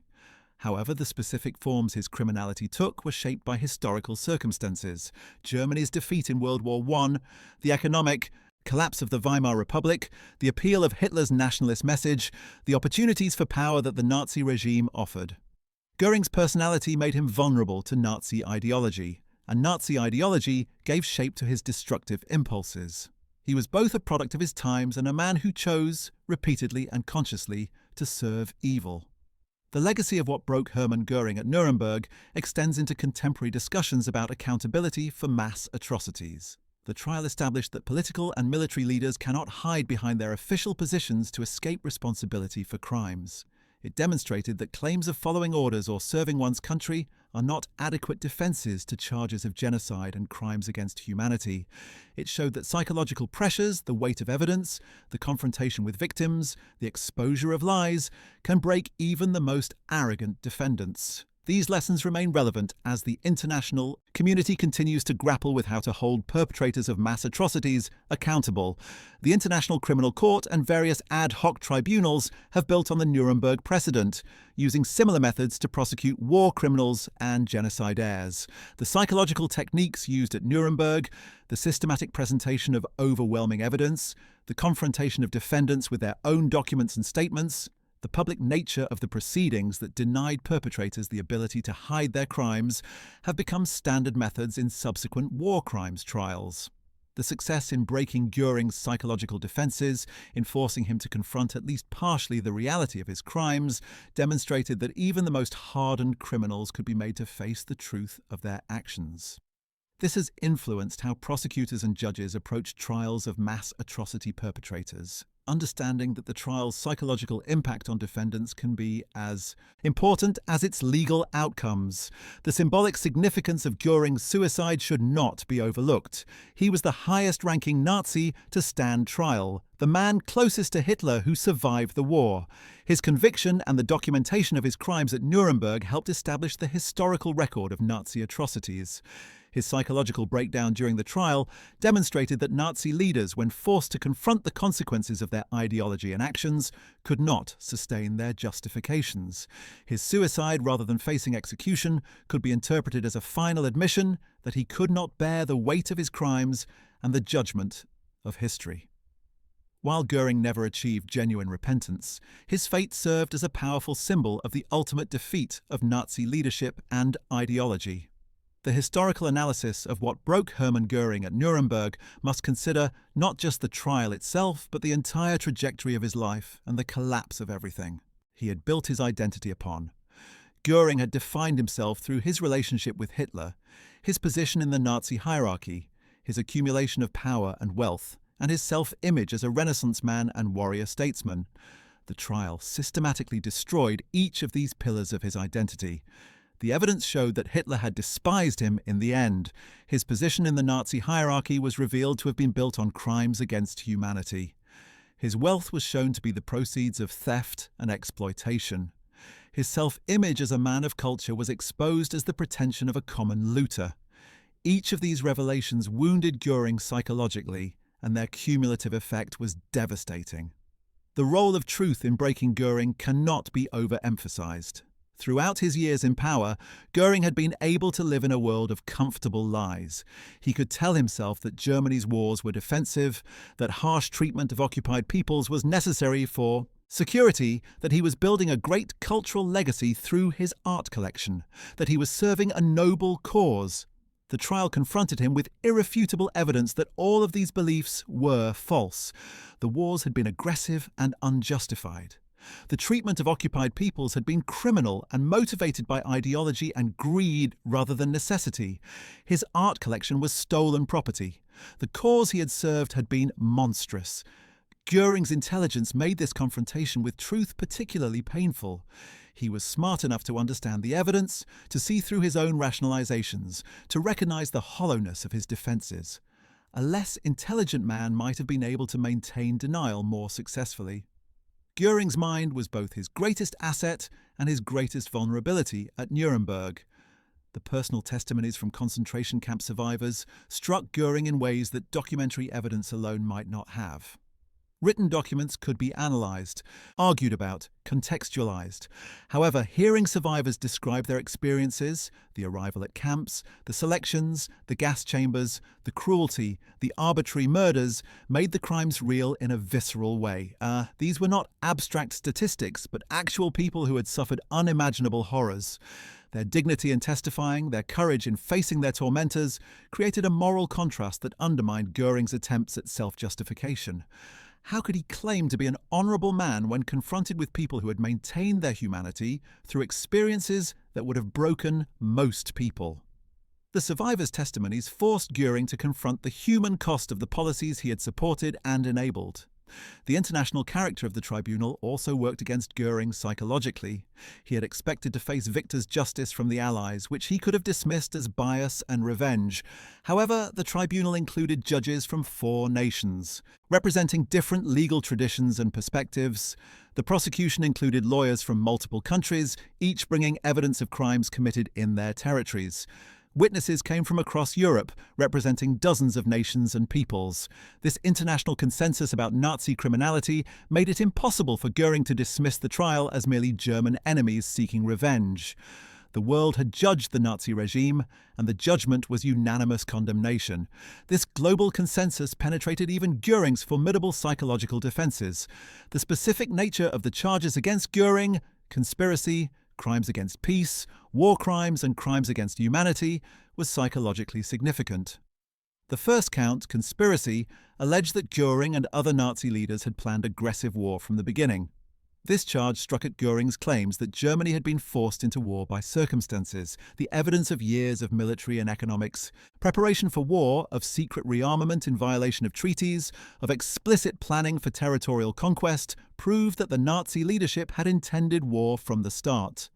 The second count, crimes against peace, charged Göring with waging aggressive war in violation of international law. This undermined his portrayal of himself as a soldier fighting for his country's legitimate interest. The third count, war crimes, charged violations of the laws of war, including murder of prisoners, plunder, and wanton destruction. This destroyed his self-image as an honourable military commander. The fourth count, crimes against humanity, charged systematic persecution and murder of civilian populations, including genocide of Jews and other groups. This was the most serious charge, accusing Göring of participating in one of history's greatest crimes. The evidence supporting each charge was overwhelming and came from German sources. This was crucial psychologically. Göring could not claim Allied fabrication when the evidence consisted of German government documents, orders signed by German officials, reports written by German administrators, and photographs taken by German personnel. The Nazi regime's meticulous record-keeping became the means of its leaders' conviction. Every decree, every order, every report created a documentary trail that prosecutors could follow. Göring's own signature appeared on countless incriminating documents. His own speeches, recorded and transcribed, provided evidence of his knowledge and intent. He was convicted largely by his own words and actions, captured in the very records he had created. The psychological impact of seeing concentration camp liberation footage cannot be overstated. When the prosecution screened films showing Allied forces liberating camps, the images were so horrific that some people in the courtroom became ill. Mountains of corpses, living skeletons barely clinging to life, gas chambers disguised as showers, crematoria with partially burned bodies still inside. The visual evidence of Nazi crimes was overwhelming. Göring watched this footage and could not deny what he was seeing. His initial attempts to claim the footage was propaganda. or that the scenes resulted from end-of-war chaos rather than deliberate policy, were demolished by testimony from survivors and German camp personnel who explained the systematic nature of the killing. This visual evidence penetrated psychological defenses in ways that written documents might not have, making the crimes undeniably real. The progressive isolation Göring experienced at Nuremberg contributed to his psychological breakdown. Before the war, he had been surrounded by subordinates who flattered him, by crowds who cheered him, by associates who treated him with deference. During his imprisonment, he had none of this psychological support. The guards treated him as a prisoner, a war criminal. The other defendants increasingly distanced themselves from him or blamed him for their predicament. The judges regarded him with contempt. The prosecutors attacked him relentlessly. The journalists portrayed him negatively. He had no friends, no genuine supporters, no one who would provide the validation and admiration he desperately needed. This isolation forced Göring to face himself without the cushion of external validation that had sustained his grandiose self-image throughout his adult life. The failure of Göring's intelligence and rhetorical skills during cross-examination was particularly devastating. He had always relied on his quick wit, his command of facts, and his ability to argue persuasively. These skills had served him well throughout his political career. However, at Nuremberg, these skills failed him. Robert Jackson was better prepared, had better evidence, and was fighting for a just cause rather than defending criminality. When Göring's usual tactics of evasion, redefinition, and rhetorical misdirection failed to work when Jackson pinned him down with his own documents and forced him to confront contradictions, Göring was left with nothing to fall back on. The failure of his intellectual weapons left him psychologically naked and vulnerable. The accumulation of evidence over 10 months had a grinding, relentless quality that wore down Göring's defenses. Each day brought new revelations, new documents, new testimony. The sheer volume of evidence was overwhelming.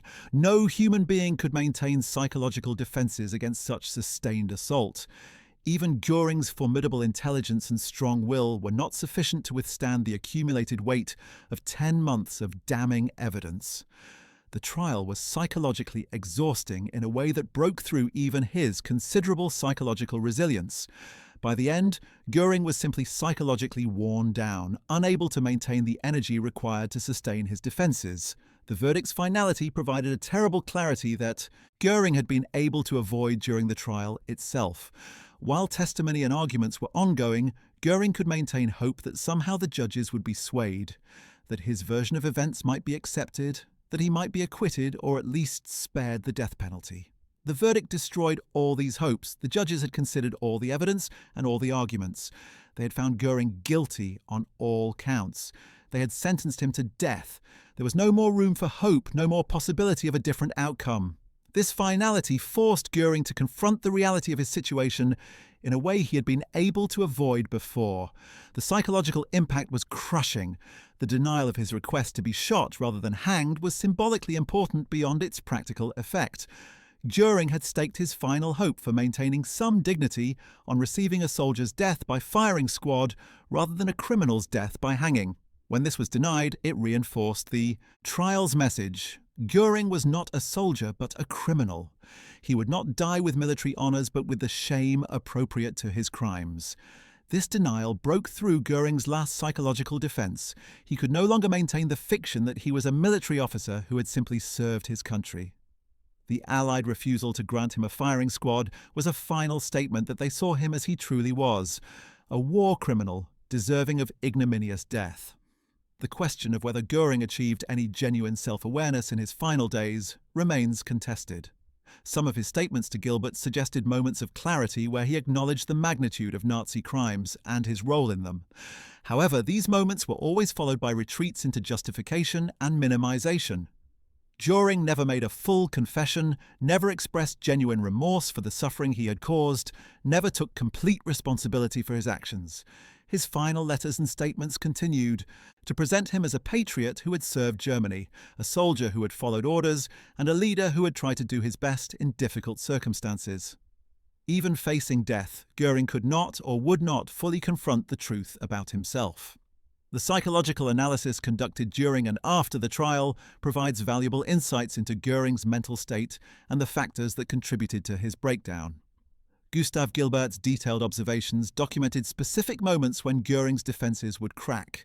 After particularly damning evidence was presented, Göring would sometimes sit silently during breaks, his usual bombast replaced by visible depression. Gilbert noted that Göring seemed to age visibly during the trial, not just from weight loss, but from the psychological strain visible in his face and posture. The confident, dominant figure who had tried to control the defendant's dock in November 1945 had become, by September 1946, a haggard, defeated old man who could barely maintain the energy to defend himself. The role of sleep deprivation in Göring's psychological deterioration should not be underestimated. Prison regulations required lights to remain on in cells at all times to prevent suicide. Guards checked on prisoners every 15 minutes throughout the night. This constant surveillance and illumination made deep, restful sleep nearly impossible. Göring, like the other defendants, suffered from chronic sleep deprivation throughout the trial. Lack of sleep impairs psychological resilience, making it harder to maintain emotional defenses and easier to become overwhelmed by stress.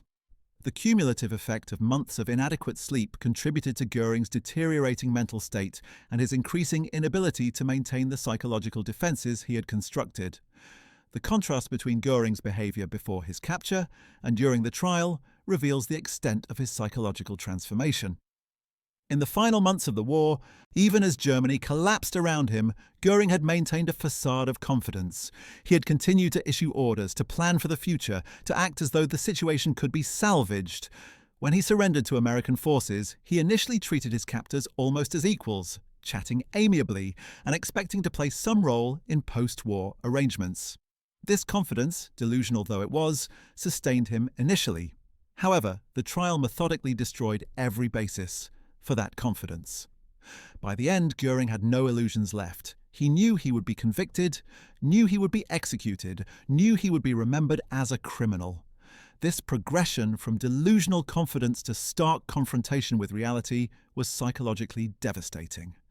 The testimony of German witnesses who had served under Göring was particularly damaging to his psychological state.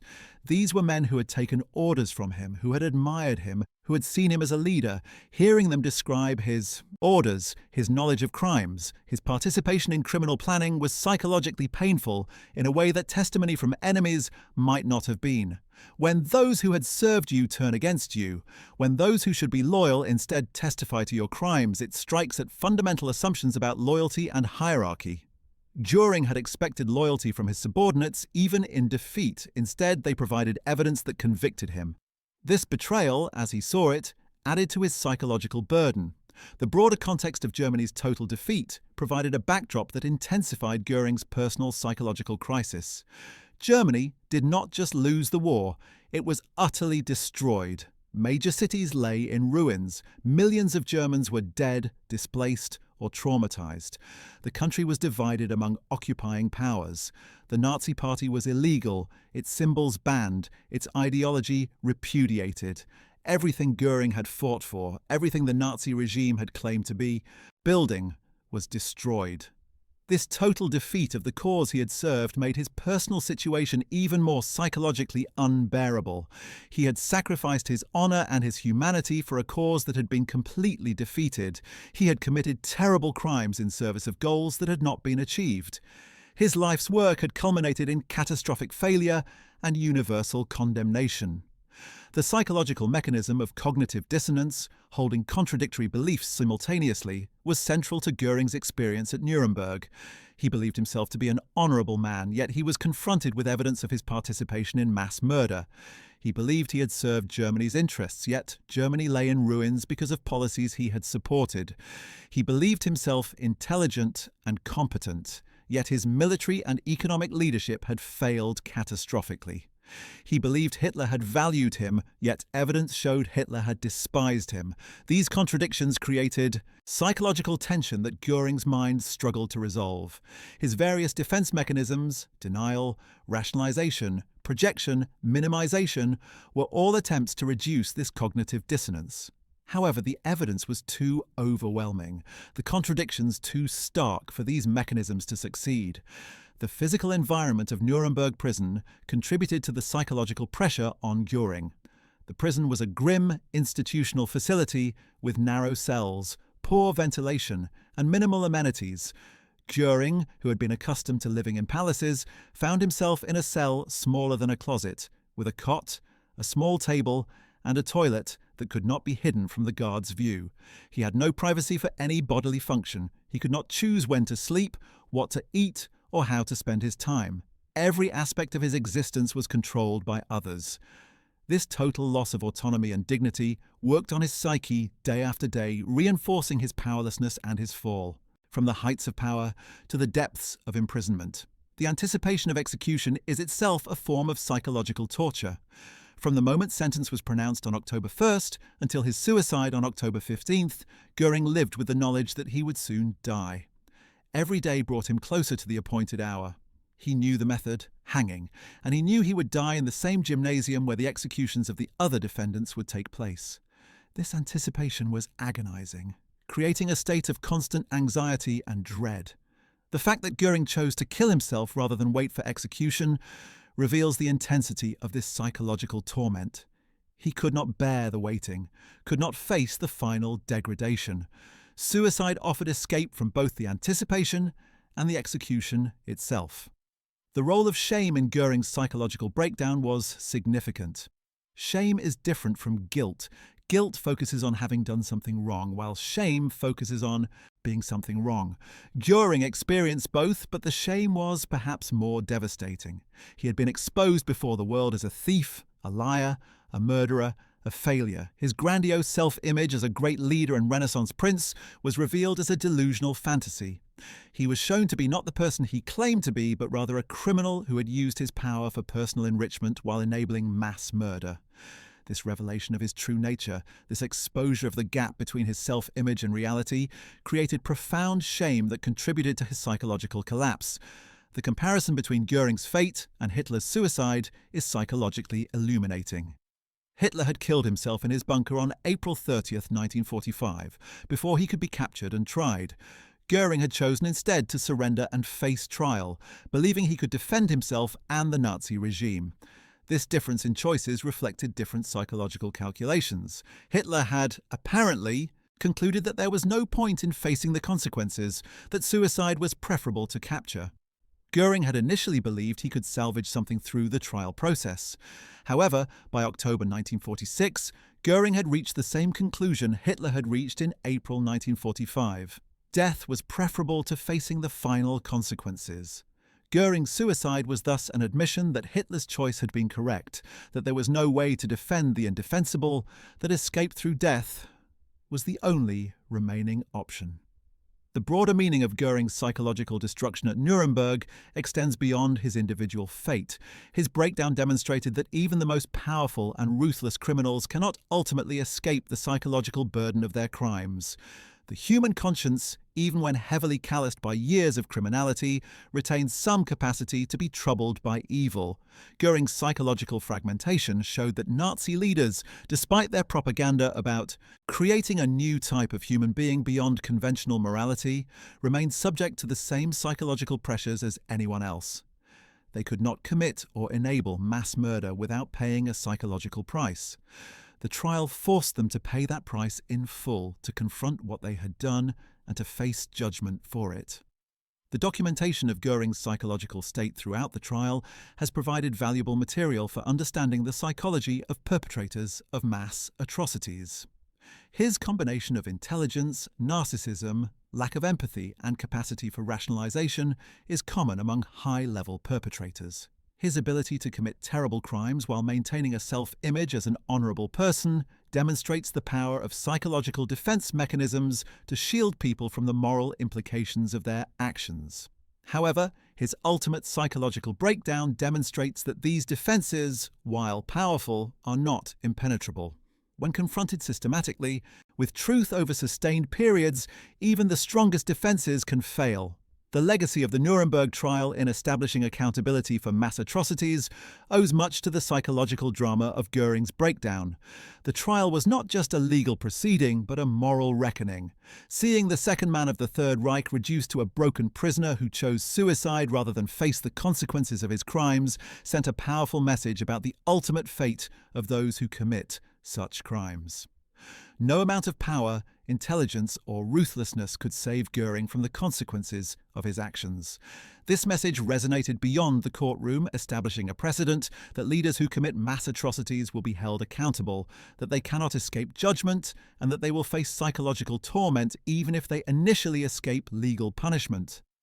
The psychological lessons from Göring's trial remain relevant for understanding how to hold perpetrators of mass atrocities accountable.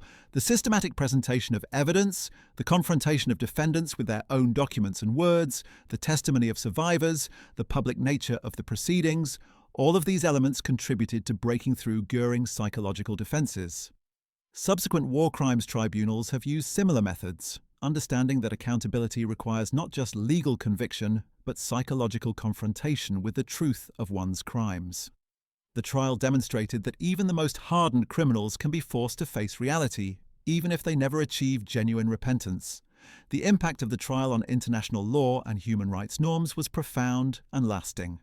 The Nuremberg trials established the principle of individual criminal responsibility for state crimes. Leaders could no longer hide behind sovereign immunity or claims of following orders. The trials created new international crimes, crimes against peace, war crimes, and crimes against humanity. That became the foundation of modern international criminal law. The psychological dimension of the trials, particularly the breaking of defendants like Göring through confrontation with truth, demonstrated that accountability was not just possible but necessary for justice and for preventing future atrocities. The human dimension of Göring's story, his concern for his family, his desire to be remembered well, his final desperate attempts to salvage some dignity, reminds us that even the most monstrous criminals remain human in some sense. This does not excuse or minimize Göring's crimes, but it does help us understand the psychological mechanisms that allow ordinary people to commit or enable mass atrocities. Göring was not a cartoon villain, but a complex human being who made terrible choices, who served evil for personal gain and ideological conviction, and who paid a psychological price for those choices. Understanding his psychology helps us understand how to prevent others from following similar paths. The question of whether anything could have prevented Göring's transformation from a decorated war hero to a convicted war criminal is both historical and psychological. At what point did Göring's path become fixed? When he joined the Nazi Party, when he participated in the beer hall putsch, when he created the Gestapo, when he implemented anti-Jewish policies, when he planned aggressive war. At each point, he made choices that led him deeper into criminality. However, at each point, he also could have made different choices.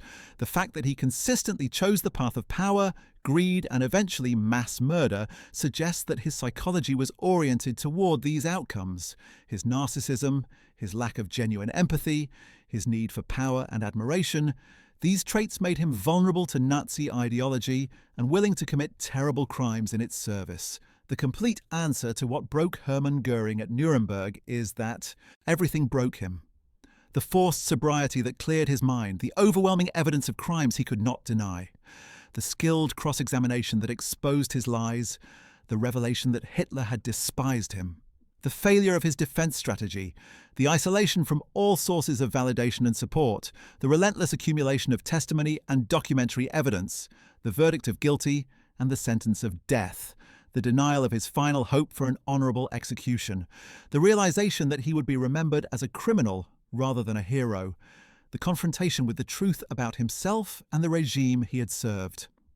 All of these factors worked together over 10 months to systematically destroy Göring's psychological defences and reduce him from the arrogant, powerful leader who entered the trial to the broken prisoner who chose suicide rather than face the final humiliation of execution. Hermann Göring's story at Nuremberg is ultimately a story about the limits of power and the inescapability of moral accountability. He had been one of the most powerful men in the world, commanding millions, controlling vast resources, living in luxury beyond most people's imagination. However, all that power could not protect him from the consequences of his crimes. All his intelligence could not construct defences against the truth. All his rhetorical skill could not talk his way out of overwhelming evidence. All his psychological defences could not shield him from the reality of what he had done and what he had become. In the end, Göring was broken not by his captors but by the weight of his own crimes, by the gap between his grandiose self-image and the shameful reality of his life, by the truth he could not escape no matter how desperately he tried. The trial showed that justice, when properly administered with full evidence and fair procedures, can penetrate even the strongest psychological defenses. It demonstrated that mass murderers and their accomplices can be held accountable not just legally but psychologically, forced to confront the truth of their actions even if they never achieve genuine repentance. It proved that the human conscience, even when corrupted by years of criminality, retains some capacity to be troubled by truth. And it established that no amount of power, intelligence, or ruthlessness can ultimately save criminals from facing judgment for their crimes. These lessons remain as relevant today as they were in 1946, reminding us that accountability for mass atrocities is both possible and necessary. Well, that's it. Thanks for watching. We hope you found this exploration of Hermann Göring's psychological breakdown at Nuremberg both informative and thought-provoking. The story of what broke the second man of the Third Reich reveals the power of truth and accountability to penetrate even the strongest psychological defenses. Göring entered the trial as a defiant leader expecting to dominate the proceedings. He left a broken man who chose suicide rather than face the final humiliation of execution.